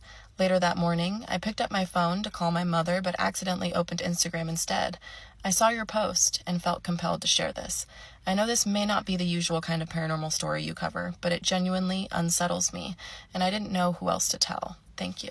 OP, thank you so much for sending this in. This is absolutely up my alley, so no worries there. I hope that this was somewhat of a relief to get off your chest. It kind of sounds like this is something that's been weighing heavy on you, but it also, to me, it comes off as like you're a medium or a seer or someone who has just very strong-willed intuition. I did have to look up Oman. I'm not gonna lie to you. Okay, I had no idea where it was, but it makes sense. It's right next to Yemen. And I think with the spiritual beliefs that are upheld within that region, that I would assume that it would be some sort of sightseer, someone who's able to predict things that others typically would not be able to predict. And although to many people these may seem like small things beyond the deaths that you've been able to predict and the harms, like knowing a GPA or knowing the grades, knowing that someone, knowing a test exam or finding an earring, those all might be like small things that people could typically just say it's intuition. But knowing and saying out loud and speaking that someone should have their arm broken and then having that happen, it's the same idea that you control your own reality. You control your own ability for progress, positive mind, positive life. It's that type of aspect for me, and I think that this is really great because you have so much power to do so many good things, and I think obviously there was a lot to learn, and I think you definitely learned from it, but to me this just seems like you sorry, my car was settling. This just seems like you are really able to set things in motion for more than just yourself. And I think that if you're comfortable, you should start saying these positive things that you wish to see happen and see how those things play out, because I would be interested to know whether or not what you're saying without reason, are happening because of your emotions, such as the frustration and anger you felt while being bullied, or if these things are happening with so much intent. Do you know what I mean? So if I were you, I'm stumbling over my words because I'm excited. If I were you, I would be saying things with so much positive and kind intent to the world and to myself, as far as my family, as far as my future, as far as my partners, as far as my friends, and seeing if those things come true all the same as the things that did when you were upset or angry or frustrated with a situation. Thank you again for sending this in. It is my birthday month. My birthday is May 21st. I actually share a birthday with Firuza Balk, which I am super excited about because we are weirdos over here, mister. And I can't say that I'm excited. I usually try to be excited for my birthday, but that's because I've had so many bad birthdays that I always told myself if I said it's like an exciting thing, then it would be. But I don't think that this year is going to be any different. Unfortunately, I think that it's just going to be another day that I get older, which is totally fine. I know that there will be a day when my birthday is very special. So I just look forward to when that day occurs. Anyways, I love you guys. I hope you're having a great day, and I will catch you in the next one. There's a lot of wasps out. My window's open. I'm scared. Bye. Scary story time while I make slime, haunted house edition. It feels like it's been forever since I've done a scary story time, so sit tight, cause yeah. The toxic house that I lived in had a lot of negativity. Oh my gosh, why can't I talk? You already know. Get your money's worth in what? Let it drain. So when I first moved there, somebody told me that somebody unfortunately did pass away in that house. And so my ghost stars, my ghost radar is going off. I'm like, okay, like, where they at? Now, the first couple of months of me being there, I did not see no nothing. But it did start off slow. Like, for example, the stairs would go up, and then it would be like the living room, the kitchen, the hallway. And down the hallway, you would see something. Or on the stairs, walking past the stairs, you would see something coming up the stairs. And it never freaked me out until this specific day, okay? At this point, this house is well known to be toxic, okay? I'm ready. I've had enough. I can't film my videos. I'm depressed. Like, everything and then some is going wrong with me. And I had asked my mother if she could take me to go get something to eat because I was hungry. Now, it's me, my mom, my sister, and I guess what you can call my stepsister. We all in the car, and we waiting on going, and I'm on my phone. I'm sitting in the front seat, and by the door of the house, I see something white and tall looking at me, but it's like I can see them, but I can't see them, if that makes sense. And so I lift my head up, I look up, and for like a split second, they're there, and then like they're gone. So I'm like, but keep in mind, seeing ghosts is like a regular occurrence for me. So I'm like, okay, whatever. Then I put my head back down. I'm looking on my phone, and I look up, and then I see something black, tall, with a hat. Like, they both had hats on, but it was black and tall. And y'all, when I tell you, my first thought was the Grim Reaper. Like, I'm thinking, what tragedy is about to happen in this household? Because we was finna leave, and so I'm thinking like the worst. Like, my anxiety is already not the best, so the first thing I'm thinking is we all about to go perish, okay? Because it was standing by, like, they were both standing by, like, the house, like, the door of the house, waiting for somebody to let them in, almost. And it gave me goosebumps when I had seen the black, when I seen the black thing, I was like, what is this, right? So I just kind of like tried to forget about it. And then me and my mom kind of got into an argument. And then I immediately remembered the black and the white thing. Because it was like, I had seen the black thing. I put my head down. And then I like look up again. And I seen both of them standing at the same time. And I will say after that, that's when I started to see them more and more. Not those two specific things, but like ghost more and more. This is just me being straight up. That house was toxic. There were so many negative things that was happening in that household. And it was only inviting more evil things in. So towards the end of my stay there, I remember like going into the kitchen and I would just feel like someone is watching me from behind, turn around, no one's there. Or for example, I remember I was like in the kitchen, I was like making my food or something. And I'm standing like this because like the way the kitchen was set up, it was like a big kitchen. So you would go in, the refrigerator's right here, and then the living room is like right over there. And so I was like standing this way and I seen something in my peripheral vision, and it was something black, tall, with a face looking at me. Like at that point I was like, nah, I gotta go back to the room. And I never really seen anything in the room that I was staying in. It was only everywhere else in the house. And that's mainly because I really did pray in that room. I tried to pray everywhere in that house, but y'all, this is something that I told my homegirl. When you are living positively or following God, like the devil chases you. A lot of people don't want to believe that, but like evilness chases you when you doing good. That is the truth. I definitely have more scary story times inside of that house. But yeah, I just want to say I low-key did miss you guys so much. And this blue slime, success. I will be posting more. I know I have not been posting as much as I used to, but I'm trying to ease back into it. So your girl's back. Mwah. Bye guys. To this day, I don't know how or why this happened. It started a few years ago. I'm 23 now, so I was 16 or 17 then. Some family stuff was happening, so me, my little sister, and one of my little brothers were staying with a family friend. For some context, I do not cry in front of my siblings unless we're all crying. Now, I could go back, but then I wouldn't. I was depressed, and it was break, I think fall or winter, so I had nothing to do. I was worried for my mom's living situation, and I was just going through it. I've been able to see or feel, kind of communicate with ghosts my whole life. Not much now since I'm pulling away from it. My first time was I saw my grandpa in my dreams when I was 4 or 5. He died 2 months before I was born. I didn't see him until pictures, like didn't know it was him. My mom said I woke up crying. She grabbed a photo album and I pointed him out. Anyway, so when we got to the family friend's house, I immediately felt something. I heard movement upstairs and remember asking, "Who's upstairs?" And then looking confused, saying, "There's no one upstairs." Also, I just felt something. I play guitar, and the quietest place was the kitchen. I would sit there and play, then hear or feel something. Then the man appeared. The house had 2 rooms. One door faced the couch I sat at every day. The door to the room was always open since 2 boys were there and my sister. I saw a black figure standing there. He was standing stiff with his hands at his sides, feet apart just a little bit.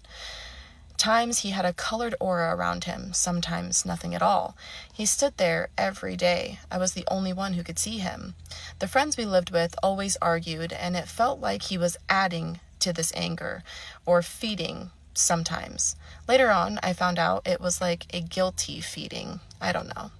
So, one colder night, it was a bad argument. The door was a 2-wide door. It was locked. I remember looking at the shadow and deciding, fuck it, I'll stand exactly how he's standing. So I get up, walk over to where he is in the doorway, turned to look at the couch, and I felt him move. He reached up like he was behind me and put his hands on my shoulders, then pushed down. I felt all the weight and I couldn't breathe. This is what I saw. First of all, I might have read into this a bit too much, but I genuinely think I just put the pieces together. It was in flashes of pictures and colors of emotions. I'm going to tell his story. Usually I bring this up and feel him looking over me. Not mad, more wondering if I really want to tell people. I feel him now, but he's letting me, not to make it seem fake. He was taken advantage of and bossed around by the woman in his life. I'm sorry, there's a lot of grammatical errors and I'm really trying to figure out what the words are, so I apologize. It started with his childhood, pictures of his mom favoring his brother and sister or walking behind them. Then his girlfriend. His girlfriend was from a more well-off family, used to luxuries and getting what she wants. She gets pregnant and her family pushes him to marry her before she has the baby, so he does. He loves her. They have a baby girl. He's working a lot and takes care of the baby when he gets home. She goes shopping and complains. He wants to be able to buy things for his wife, so he gets more hours. Then she accuses him of cheating. He explains it's more hours. I remember this part vividly. The baby is crying, so he stops arguing to go grab her from a bouncer in the living room by where the couch is now. Then the scene is out of the 4 I remember the most. This is the second. He's doing the dishes while the baby is in her bouncer. I see her wearing a white onesie, pink tutu, and a pink flower headband. She has barely any hair now. Okay, so it kind of sounds like that was the argument where this shadow thing came out. I'm trying to kind of put the pieces together, but this is a little everywhere. Not to say anything bad about the OP that sent it in. I'm just giving context. Wife walks in and slams divorce papers on the counter. He sees them cited and starts begging her to wait. She has a bag and a purse with her, by the way. She was coming by to pick up the baby and walks to the side door, was the front door for the family friend. This is the most vivid part for me. He's on the porch watching her put the baby in the car seat, get in, and drive off. He stands there for a while. Then there are a few moments of him sitting in the room, now the kids' room he stands in the doorway of. The end I don't know for sure. I know he ended himself, but it debated hanging or shot. Now I think it's shot. After this, when he lifted his hand, I immediately felt like he didn't mean to send so much. He was apologizing, not in words, but in my head. I walk past the playing kids, him leaving the doorway for the first time to follow me, apologizing. I started crying and burst through the door to interrupt them arguing. Very out of character for me, I'm shy. They stop yelling to ask what's wrong. I tell them I need to go see my mom. It's around 10 p.m. The guy didn't come. The girl walked by me in the kitchen saying she had to grab her keys. I remember standing in the kitchen by the sink she served him on and him apologizing. I said, "It's okay, but leave me alone," or something like that. He did. I walked to the porch, same porch, and waited.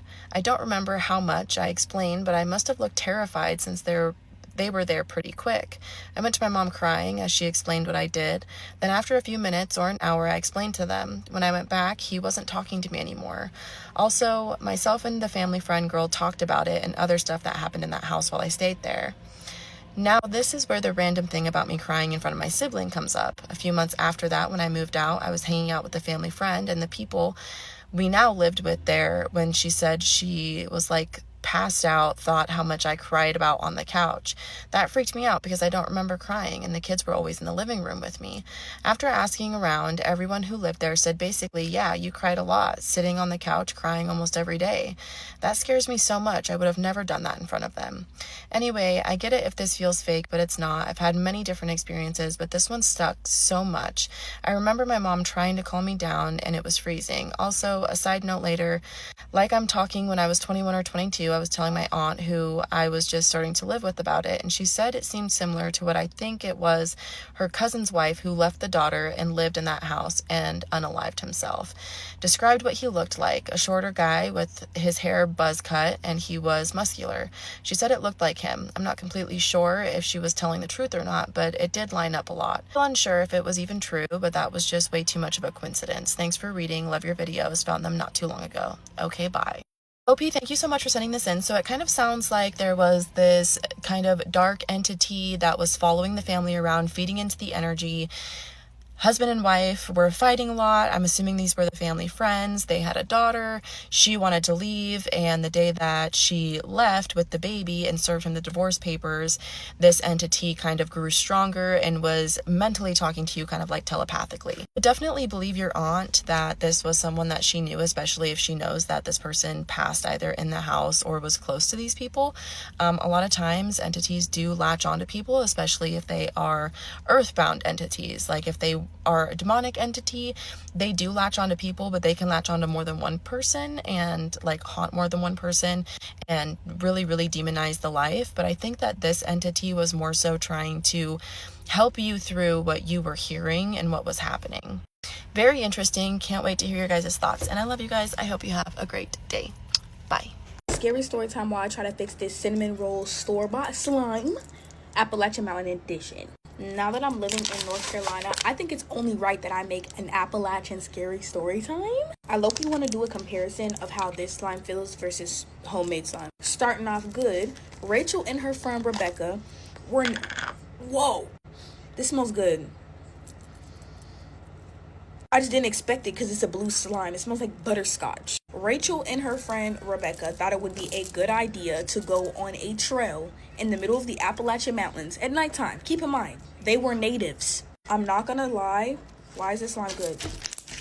Okay. According to Rachel, they did not believe in the make-believe ghost stories that the Appalachian Mountain brings. So her and her friend thought it would be a good idea to go camping and stay all night to prove the stories right. This slime is really good for a store-bought slime. Anyways, back to the story again. If you know anything about the Appalachian Mountains, you don't want to be there in the nighttime. Sometimes you don't even want to be there at day. So it's about 7-something p.m. when they start, and it's already getting dark, and Rebecca don't really have a good feeling about this, but Rebecca's a follower and she's doing what her group leader is telling her to do. These girls knew nothing about camping, so they were going to stay in this old house that was along the trail somewhere. All of their friends told them not to do it because the Appalachian Mountain, it could be a very dangerous trail even if you don't believe in ghosts and all that different types of stuff. Is it Appalachian or Appalachian? No. Now, they've been walking this trail for about 2 hours before Rachel starts to realize that they cannot find this abandoned shed house anywhere. And Rebecca is starting to freak out because now at this point they're lost. They have no idea where the crap they are, and they've been walking for like 2 hours freaking straight. I'm gonna add some more of this hologrammy. I hate the way it looks, but like it looks tea, and it looks tea. And this is good slime for store-bought. Like, watch.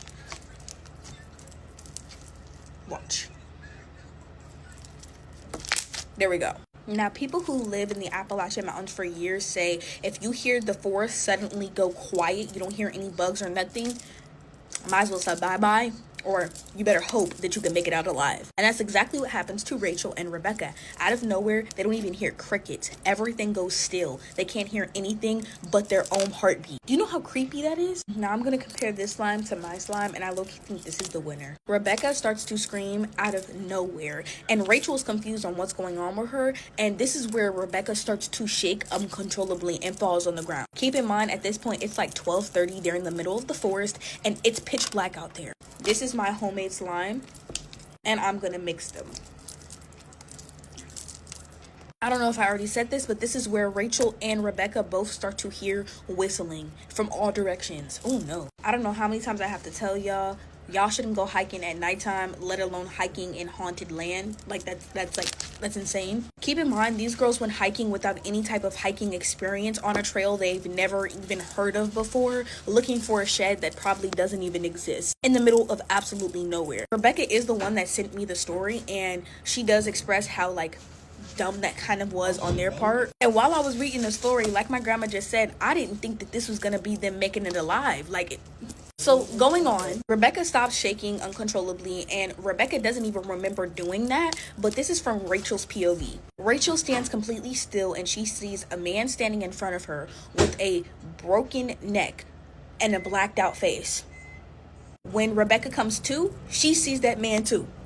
No, I would have just started praying. He wasn't moving, and they're still hearing whistling all around them. The forest is completely quiet. It's like you can hear a pin drop and echo throughout the entire forest. This is where they both get up and run.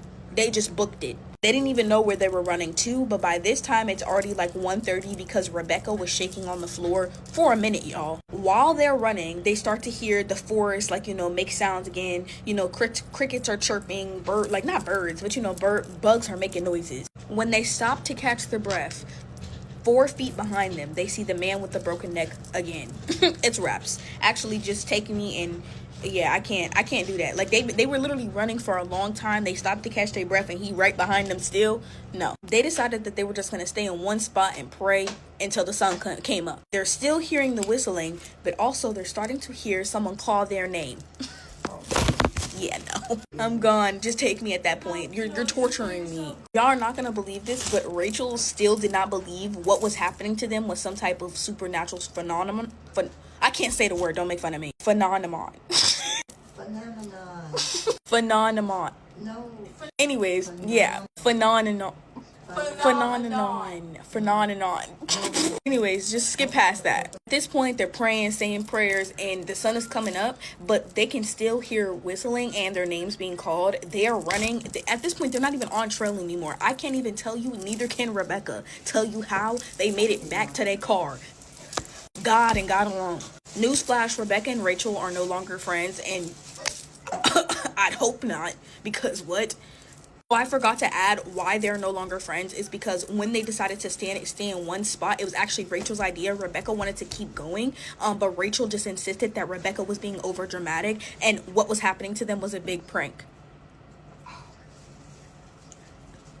All right, so Rachel, I should have left you, honestly. But this is my homemade slime that I decided to add in here. No, it was not a prank. Exactly whatever they were experiencing out there was real. And this is the store-bought slime. It turned into like a periwinkle thing because like all the bubbles, but it's kind of tea, y'all. It's kind of tea. And this is the little keychain thingy that goes with it, and that's also kind of tea.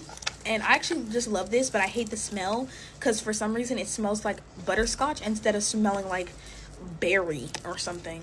But that's the end of the story.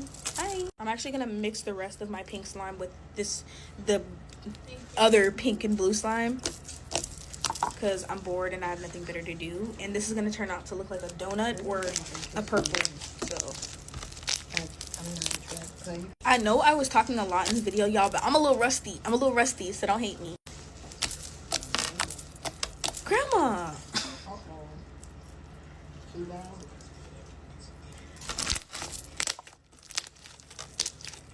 Bye, y'all. Let's read another scary story that was sent to us, and this person needs some advice. For some context, since I was a child, I've always had vivid memories of having a friend named Chloe. Blue eyes, long blonde hair, and a smile that could light up a room. She came from a wealthy background, but was the nicest girl, but my mom said I never had a friend named Chloe. Another vivid memory I have is her death, and a week later, me at 7 or 8 being shoved into the street and dying. Following me getting these memories, I would see things. Nothing much, until one day I was walking downstairs and turned into the hallway. We had a cabinet at the end of it, and at the end, standing in front of the cabinet, was a man, about 6'6" or 6'8", wearing a cowboy hat and the most evil smile you could ever imagine. He had his hand held out in front of him, like he was asking me to come with him. I looked away and looked back, and he was gone. The following night, I woke up to see my mom hanging on the wall like Jesus. I was very Catholic at the time. When I woke up, I had scratches all over my body. In the following years, I've seen that man in every dream I've ever had, watching me, wanting me to go with him. I've also had what I think to be him, mimicking my brother.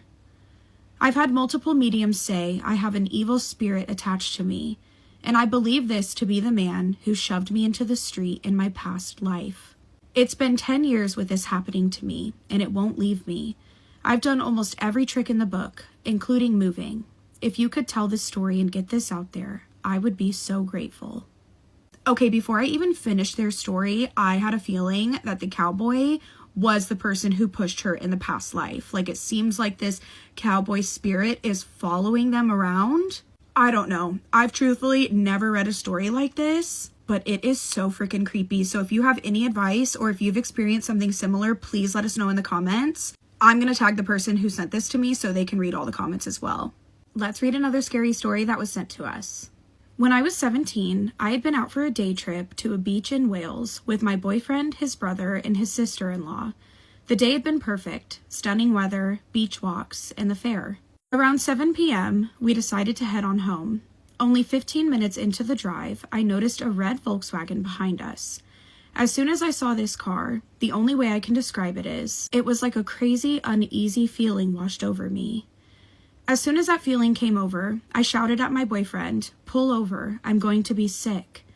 We sat in the lay-by for a good 20 to 30 minutes until I started to feel relaxed enough to carry on. 20 minutes later, continuing down the road, we noticed there was a lot of police and ambulances, and the lanes dropped down to one so everyone could drive past this accident. When we drove past the accident, the red Volkswagen I had seen behind us had no front bonnet left because it was pushed into the car from being in a serious accident. If we had stayed in front of this car, we would have all died in that accident. My boyfriend, his brother, and sister-in-law looked in shock, knowing if I hadn't had this random urge to be sick, we wouldn't be here. Now, I will never understand why I felt like that, or be able to describe that uneasy feeling, or know if someone was looking out for me, but I'll always be forever grateful. That is definitely some Final Destination shit. Please let us know in the comments if you have ever had an experience like this. I think the person that sent me this is extremely gifted and also very lucky. That is crazy. Let's read some more Glitch in the Matrix stories. We have a breakfast laid on at work every morning. Just a simple buffet of eggs, bacon, what have you. Nothing huge, and it's really only to feed about a dozen people or so. I am usually one of the first guys from my team to get to work, and the kitchen was deserted as usual. I walked into the little kitchen. There was a ceramic egg tray thing with 12 eggs in it, like the bottom half of an egg carton with a socket for each egg. All spaces were filled with warm, freshly boiled eggs. I take one, walk over to the garbage bin, shuck the shell, then I walk back over to the food and stop dead. There are 12 eggs in the tray again. No one entered the room while I was peeling the thing. I touched the mystery egg, and it was the same temp as the other eggs around it. Not a big thing, nothing major, but something very strange. Given one does not get presented with strange eggs from a parallel universe every day, I ate it. I would probably eat it too. At 12 years of age, my mom let me stay in the truck as she went grocery shopping. As I wait, I see an old guy walking towards the truck with an indescribable look towards me, as if I knew too much. He stops 5 feet from the truck, looks at me for a couple seconds, and heads back the exact way he came. It was rather traumatic for some reason and very confusing at that age.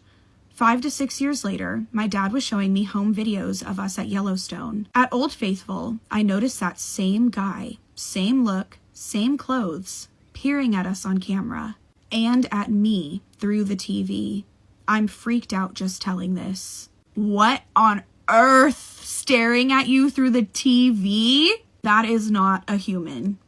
My dad had this little toy monkey that he used to call his favorite child and tease me and my siblings with it. Not in a bad way, but it was really frustrating to us, and we spent hours trying to steal it from him. Well, anyways, one day we finally got it and threw it into the garbage after drawing on it and mangling it for a little bit. My dad laughed and searched for it for a bit, but basically figured we had thrown it out and gave up after a week or so.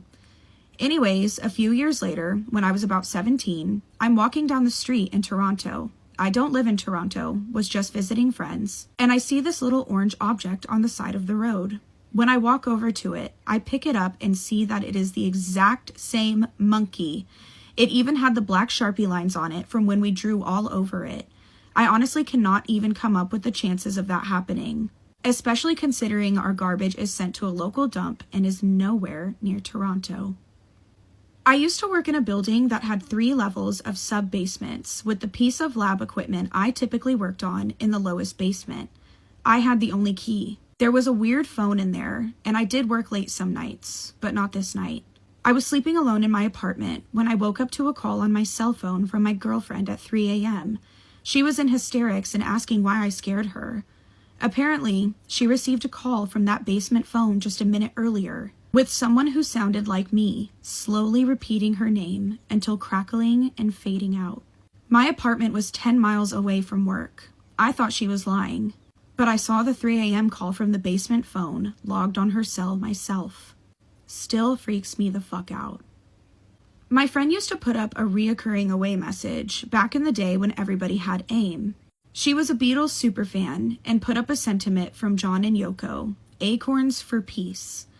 Well, one day, I was walking around my college campus thinking about it, but failing to remember the full quote. In my mind, I kept thinking, something for peace, something for peace. What the hell is that away message? Right then, some chick on a cell phone walks by me and screams out, Acorns! I realize this is not super freaky, but it made my day at the time. It's not every day someone screams out acorns in your vicinity at the exact right time. Maybe it was the spirits of the Beatles helping you out. Let us know in the comments if you have ever experienced a glitch in the Matrix. Let's read some creepy camping wilderness stories. These are my favorite. I was doing a quick solo overnighter in West Virginia with my dog in the late fall to test out some new gear. The section of the trail was off the beaten path and had no real overlooks, water points, scenic areas, shelters, etc. I was about 10 miles from the closest trailhead, just flat woods and a rarely traveled trail. As it got dark, I moved about 300 yards off trail and found a small cliff face. I walked around it and set up camp in a draw, completely out of sight of the trail. The sun sets. It's been dark for a few hours. I have a very small fire going and am reading quietly while my dog is snoozing. Suddenly, my dog becomes alert and stares up at the top of a cliff. A minute goes by and he stands up and starts growling softly. I get out of my hammock and shine a light at the top of the cliff. There is some middle-aged dude just standing there wearing a camo army poncho with the hood up. It wasn't raining and it wasn't going to. He was just staring at me. I said hi and asked if everything was okay. He didn't say a word, just stared at me for another 15 seconds, then turned around and walked out of sight. Never saw him again. Okay, y'all, wait, I have a personal scary story that is kind of similar to this, but it's more like paranormal, I think. I was gonna wait to have my boyfriend tell this story like on a podcast or something, and maybe I still will. But I'm gonna go ahead and tell y'all right now because it kind of makes sense with this story. Okay, anyway. So my boyfriend was telling me, he was like, I have like this scary memory that I don't know if it's real or not. We all have those, and those are so confusing. But he said whenever he was younger, he was camping with his grandparents somewhere in the desert, maybe Arizona. I'm pretty sure it was Arizona. And he said they were sitting like at the bottom of a cliff, just like this person was. That was like where their campsite was. And he said that they looked to the top of the cliff and there was like something that looked like a man standing at the top of this cliff, just being weird, standing there. And they said like hello to him, no response. Anyway, I guess his grandparents just kind of fucked it off, whatever, like don't care. But my boyfriend was still staring at this person, this thing. And he says while he was staring at it, it flew away. Yep, that sounds like a real life Jeepers Creepers. My jaw was literally on the floor. And he says that his grandparents don't talk about it. And that makes me believe that something happened, okay? Anyway, let's get into the next story. Southern Indiana had a friend drop me off at the trailhead just after dark. A crappy old truck was behind us, and they slowed down as I was getting my gear out. There were no suitable trees in the campsite, so I set up my hammock about 75 feet away. In the middle of the night, I was awoken by a commotion and headlights shining into my campsite. I heard multiple people milling around and heard them saying, "I thought you said someone got dropped off here." And, "He must have hiked off in the dark." I was never so glad to be stealth camping in my life. Starting off an easy overnighter in the Olympics, arrived at the trailhead around 2 p.m. on a Thursday. Upon arrival, there was one other vehicle in the small parking area, a beat-up old full-size van. Didn't think anything of it, one way or another. Began the hike, and within the first quarter mile or so, I passed a woman returning toward the trailhead, wearing an empty baby front pack carry thing. I did not pass any other people on the trail or see any evidence of a baby. I've spent a good amount of time solo backpacking in the actual wilderness. I've also done a lot of car camping in desolate places, and I've only ever been scared or had something weird happen once. I was set up just off of a Forest Service road in Washington. I had been there for several hours, and everything seemed fine. I was sitting next to the fire, enjoying the cold, late fall night air. Then it was like a switch had been flipped. I was overcome with terror and dread. Everything changed. I felt almost paralyzed with fear. I jumped into the rig, locked up, and laid in bed all night. I just listened and waited. I would have just driven off, but this truck setup had a master switch on the truck battery, and I had turned it off when I arrived. To leave meant that I would have to go back outside, and there was no way I was going to do that. I felt like a kid laying in bed, scared of something coming out of the closet. I laid there like that all night, and nothing happened. I got the fuck out in the morning. I never heard or saw anything directly, but I knew something wasn't right. I haven't experienced anything like that before or after. Hell, I've seen a wolf 20 yards away from my tent before and slept like a baby that night. Nothing has ever affected me like that night in Washington. Humans are animals, and we have instincts to protect us. Something was definitely watching them that night. Southern Florida on native land, or what used to be, heard stories from a friend who had stayed in the woods a few times there, but they sounded ridiculous. It's midnight, pitch black. I'm lurking around as the fire is out. making sure all my gear is with me before I sleep, and I notice a tree's odd shape about 10 feet from me. The only reason I could see the outline or shape of the tree at all was because of the moonlit dirt path just behind it. It looks as if there's someone or something standing behind the tree, peering around from behind it. I can make out the shape of a head and shoulders, so I take one long step to my right to further expose what is behind the tree to me. And as I do, the thing or person standing behind the tree takes one step in the opposite direction to keep themselves mostly concealed. But they didn't make a stepping motion. It's almost like they floated or gilded. It was such a smooth motion. I took one more step to make sure what I was seeing wasn't a trick, and once again, I could see the silhouette of this thing up against the dirt path move further behind the tree as to keep itself hidden. If that dirt path wasn't there, I wouldn't have noticed whatever it was watching us. I knelt down and slapped my friend awake, saying there's something watching us from behind the tree, and I booked it faster than I ever ran before until I got to the forest's edge, where there was some civilization, running straight through all of the bushes and spider webs I avoided on my way in. Florida, huh? I need to research more scary stories from Florida because this sounds absolutely terrifying and I need to know more. Let's read some creepy stories from New Orleans. I lived in a house in the Bywater for 3 incredible years. The landlord gloated upon us touring that he bought it post-Katrina and fixed it up. It was an ugly shithole before that, allegedly. Well, I'm there for a few months and occasionally feel some strange things, but I brush it off. Rent is cheap, the house is big, I'm poor. One day, while walking down the street and making some small talk with a neighbor a few houses down, she tells me the tea. There was a family of 4 living in the house during Katrina and they all passed away. Great, love that, whatever. I'm poor and I'm gonna pay them ghosts no mind and hope they pay me no mind right back. Everything was pretty calm until hurricane season came. In the lead up to hurricanes, while the weather was still calm but everyone's getting ready to hunker down, lights would flicker incessantly, cupboard doors and bedroom doors would open or close, and light switches would turn on and off by themselves. The family would get really upset before hurricanes. One hurricane in particular, I had just come down with strep throat. Everyone evacuated because the water level was so high, but I stayed put because my car wasn't working and I was sick as a dog. As I laid on the couch floating in and out of fever dreams while the hurricane missed us entirely, the back door somehow opened to the backyard, and my dog was able to get in and out and go to the bathroom. I always thought that maybe they were looking out for me and my little boy when I wasn't able to. There are literal tears in my eyes right now. I feel so bad for that family that lost their lives in the hurricane, but that was so sweet that they opened the door for the dog. I'm about to start my period. That's so sweet. I stayed at the old number 77 2 years ago during Jazz Fest, and you could hear human footsteps pretty much all night long in our hotel room. The wood would just constantly creak right next to the bed, as if someone was walking around in the room, but there was no one there. I even told the ghost hi, and the creaking got really loud, as if it was trying to communicate back.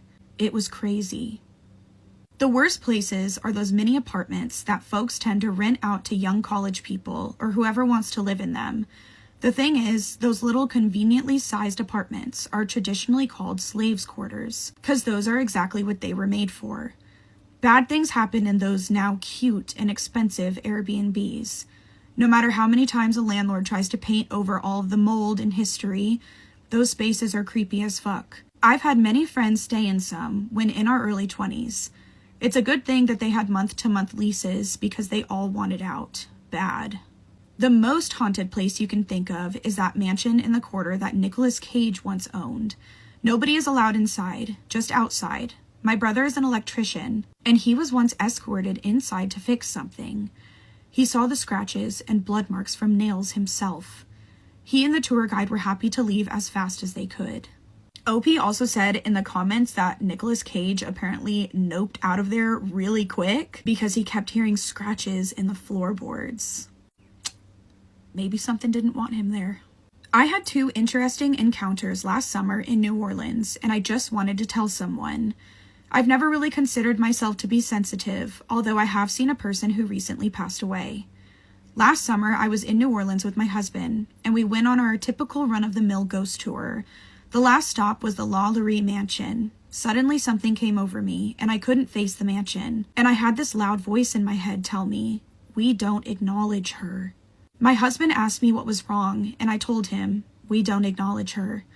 He looked incredibly confused, and I apologized and said, "I can't look at that place, I'm sorry." The next day, we went to the New Orleans Pharmacy Museum. While inside, my husband was immediately affected with a sharp headache. Meanwhile, I felt like someone was immediately attached to me, and he had his hands on my uterus. He was trying to touch my abdomen. I repeatedly heard in my head, "Let me look, I want to see." When we went upstairs to the top of the museum, my husband's headache became considerably worse. I got the sense that whoever was on me wanted him to leave, so it would be just me. After passing a particular exhibit case, my husband announced that we were leaving and to stay where I was and to not come to him. He just kept repeating, "I don't want to see you." As soon as we walked out the front door of the museum, his headache immediately cleared, and I could feel the man watching me leave. His frustration was palpable. He wanted to separate us. Later, back in the hotel, I did some research and found out the doctor who used to live there, the bottom was his pharmacy and the top was his living quarters, used to torture pregnant women. He would get them alone or away from a male companion and basically torture them until they're no longer alive. I recently had a baby, and I got this strong feeling that the doctor in the museum had never seen a uterus after childbirth, and he wanted to see. I also read that sometimes men experience strong and excruciating headaches and don't stay in the museum long, leaving their female companions, wives, girlfriends, whoever, alone. I've never been to New Orleans, but I want to go so bad, and it's not even that far from me. I would love to go there someday and do like a ghost tour. Let us know in the comments if you have any creepy stories from New Orleans. This is one of the scariest stories I've ever been sent. I had a mom and daughter both message me about their haunted house in New York, so we'll read the message from the daughter first and then from the mom. And they've lived in this house since 2015. "Hi, can you please make a video of a few scary things that's been going on with my house? My little sister is 4 and she keeps talking about this girl named Sarah, but me and my family have no clue who Sarah is.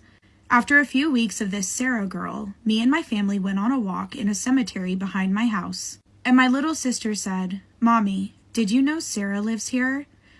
We asked her to take us to where Sarah was, and she took us to a grave and said, 'This is Sarah. She also hangs out with her.' Then points to a 75-year-old woman's grave. We also have a history of ghosts. When we first moved into this house, we took a picture in front of it, and there were 2 people in the window, even though no one was inside. When my older brother was 16, he would say that he would wake up at 3 a.m. and see a man in the corner of his room. He is now 18 and moved out because it was scaring him so bad. When my little brother was 5, he would say he had 2 friends named Game On and Chopper. They said they wanted to be friends, and they told him to go in the lake in our backyard at night without Mom and Dad knowing. We have no clue who they are, just like Sarah. He said they live in the cemetery. Then my older brother that moved out came back home for a little bit with his girlfriend, and she said he kept saying Lucas and James while he was sleeping. Those are the people who used to live in this house. Okay, this next part is from the mom. So when we bought the house, at the time I only had 5 kids. I took a picture the day we bought it, and right away I noticed the boy in the window. My ex-husband said to just ignore it. I never mentioned the picture to my kids. Well, after 2 weeks of living here, I noticed my oldest son, at the time he was 12, said a boy and a man with red eyes would stare at him at night around the stairwell. My house is old, built in 1899. He started sleeping downstairs because he was so scared. I immediately thought of the picture I took. As time went on, we would hear things upstairs, like a chair moving from room to room. It's a gaming chair on wheels. My son's basketball would just roll down the stairs. Little things would continue. My dogs would bark randomly at night. Cabinets would slam open. My ex then said, okay, maybe something could be up. One night we were sitting on the couch after my son's birthday, and a black balloon that was kid height was floating and stopped directly in front of my ex and I. Joking around, my ex said, leave, go into the bedroom.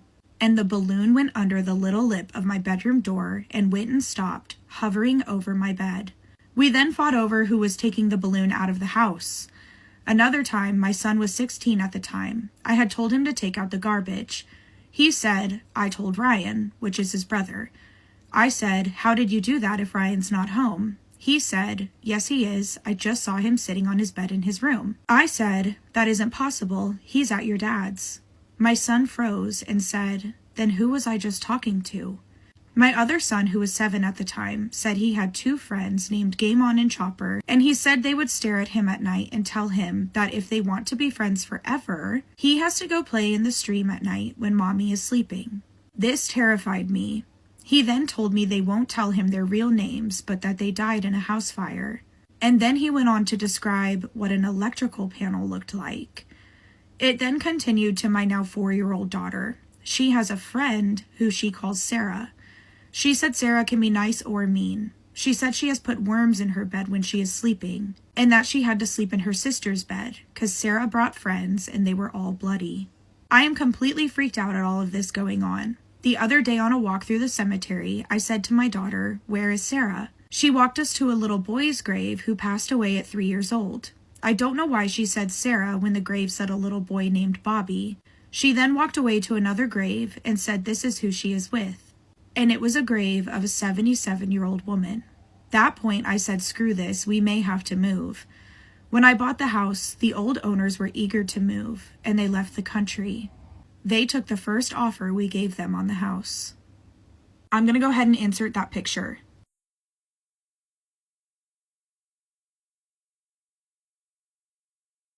She also said that one of her sons would wake up with scratches all over his body, and she did try contacting a medium to try and get them to come out to the house, but they wouldn't as soon as they found out that they lived behind a cemetery. I'm not a professional, so I'm unsure of what these people could do. They really need Ed and Lorraine, but that's obviously not possible. So what should these people do to get this stuff out of their house so they can live a normal life? Maybe moving is the answer, but in this economy, that's not as easy as it sounds. Some advice in the comments would be great. Were these people abducted by aliens? Not my story, but my father-in-law swears he was abducted on a camping trip in the northern Appalachians with about 4 other people. They hiked up near a lake and set up a campsite and set up camp. He says they all remember swimming, then eating dinner, but no one remembers cleaning up camp or going into their tents. They woke up about 10 yards away from their original site in the exact formation that they had set up the camp. But all of the little stuff was in the same spot, and there was a fire in the middle of the original area, but not in the new one. They pulled out a measuring tape my father-in-law had in his backpack from work and measured the distance between the stakes of the tent poles. And it was the exact distance between all of the tent poles from where they originally were in the new area. And before anyone says anything, my father-in-law is a super light sleeper and doesn't drink or do anything else, has no history or symptoms of mental illness, and was the first one awake. He still refuses to go hiking on that trail to this day. It's an easy hike, so he isn't just trying to be lazy and get out of it either. I was out in the woods on a summer day, running for a good hour or so, when suddenly I didn't remember where I was or who I was, only that I was free. I couldn't remember where I was going, the house I lived in, my siblings, my parents, nothing. But somehow that feeling was completely liberating, like nothing in the world mattered. I actually started walking into the woods because I figured I'd need to make a hut out of sticks to sleep in for the night, considering I was clearly traveling somewhere on foot and nowhere near home. After 5 minutes of collecting sticks, my memories started coming back, and I realized that my house was only 20 minutes away. When I got back to the house, the timer on my watch that I had started before the run said 4 hours. It should have only been 2, max. Lost time always makes me think of aliens. I believe I've been abducted multiple times, probably about once every 2 or 3 years since I was 8. I have been examined, but nothing invasive was ever done, and the extraterrestrials seemed genuinely curious about humans. More often, it is just an interview via telepathy about how I am feeling and how things are going. The last abduction was about 6 months ago. I remember waking up, seeing figures through my bedroom window make their way into my home, never waking my girlfriend or dogs, and leading me out to their craft. One even seemed fascinated with one of my dogs, but I sort of thought of how angry and hurt I would be if anything happened to that dog, and he backed away. I remember when I was 9, I was paralyzed in my bed. All of a sudden, this blue light shines through the bedroom window. I see my covers fall off to the floor as I get lifted through the window. I remember bits and pieces of being on a table in a room as other children are being examined too. There was a tall creature that looked like a praying mantis in a robe over me that put these needles in my legs. It didn't hurt, and it was talking to me telepathically about the procedure, helping me walk. During that time, I had issues with my legs and had a difficult time walking. I black out and wake back up in my bed, minus the covers that were now on the floor. I had 3 needle marks on each leg where I remember the creature putting them. Ever since, I've been able to walk a lot better and have had no more problems. That is so nice. This freaked me out for a couple of weeks. It was so real that I found myself Googling alien abductions for days after. I struggled to get to sleep and had to take a little NyQuil just to settle myself. Anyway, here's the best I can remember from 5 years ago. I was sitting in something like a small movie theater with the lights on. There were a few other people in there with me, maybe about 10 of us. I was strapped into my chair, strap across my waist and one across my chest. All of a sudden, my chair lifted up to the roof and tilted so I was facing the floor. The strap across my waist was tight and lifted my top slightly, revealing my belly. I felt self-conscious that my belly fat was on show and moved my arm to adjust my top. Then the chair moved to my left at a high speed into a dark space. Next thing I know, I am in my bed at home lying on my front, which I never do, and on top of the blankets. I remained still as I woke up and was trying to figure out what the hell had just happened. I lay there listening for a while and could hear some scuffling. After a few minutes, I moved my foot a few inches to feel for my cat. He didn't wake up, which was not like him. I then heard a clear, quiet voice say, "She is waking up." I froze, with my heart beating at a crazy rate. I lay there for 3 hours, scared, too scared to move or switch the light on. My husband and cat peacefully slept while I was traumatized by the whole experience. Even when daylight came and I was up and about, I was still in fear. I told my husband and he just laughed. I never had a dream like that before or one since. Let us know in the comments if you have ever been abducted by aliens or if you've ever seen like a UFO or something. Let's read some scary and true paranormal stories. I had just turned 22 and my parents had sold their house and purchased a place out in the country. On the property there was a big shed not far from the house that I decided to turn into my place. Now, I felt kind of uncomfortable in the shed sometimes, but my dog kept me company, so it wasn't so bad. Anyway, I had been in there maybe 2 weeks, and one night I'm on my computer, my dog asleep at my feet, and I need to pee. So I get up to go outside to piss. It's a beautiful clear night and the stars were incredible. Next thing I hear the shed door slam behind me. I turn immediately and try to open it, but it won't budge. Now from inside the shed, I can hear my dog start to growl. Quietly at first, then louder. Now he's barking, and I'm panicking trying to get the door open. I must mention that I'm 6'5" and well built, play sports, etc., but even ramming my full weight into the door won't open it, and I'm really panicking now as my dog's barks turned into whines, then whimpering, then silence, and with all of my might I slam into the door and it flies open. The light is off inside now and it's pitch black. It won't turn back on, and I am in complete darkness. I can't see my dog anywhere, and I stumble around trying to find a torch. Finally, I find it and pick it up and turn my torch, and I wasn't prepared for what I'd see next. My dog had literally squashed itself into the furthest, darkest corner of the room, eyes closed, and is shaking violently. I immediately moved towards him, and as soon as I got within reach of him, he leapt at me into my arms and wouldn't move. I picked him up, and I swear I've never ran so fast in my life. I have never stepped foot in that shed ever again, and my dog wouldn't even go near that part of the property. About a year ago, I had a terrible nightmare.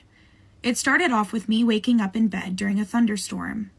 As the room illuminated again and again from the flashes of lightning outside, I realized that the bed I was laying in wasn't mine.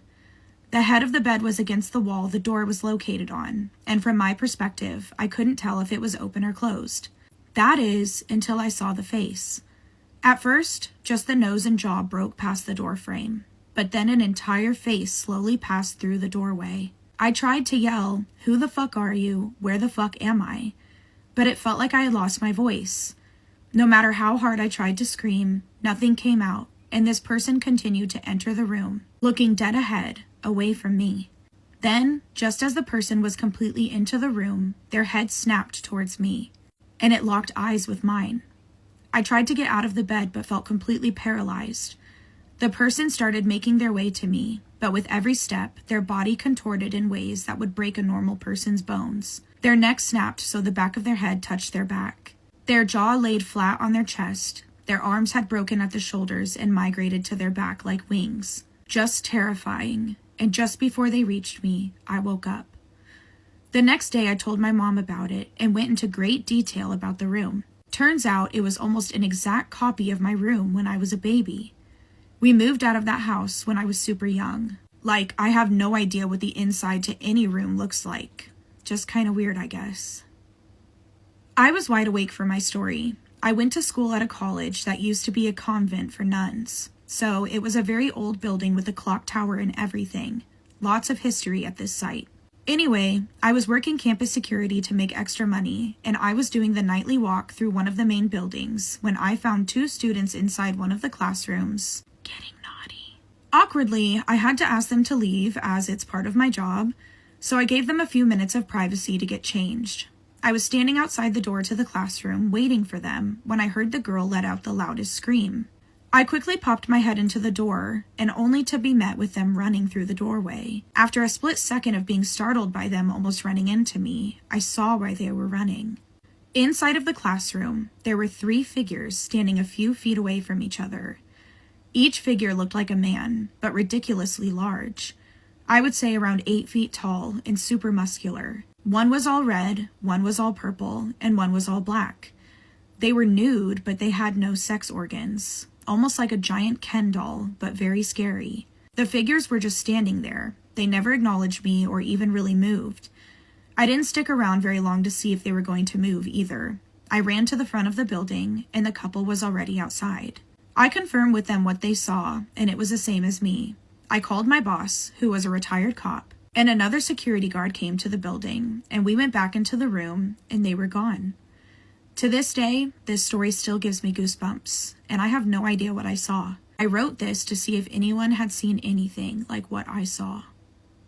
Last one almost sounds like aliens to me. Or maybe those are just like really freaky spirits. But I could see why that would be very unsettling and scary to see.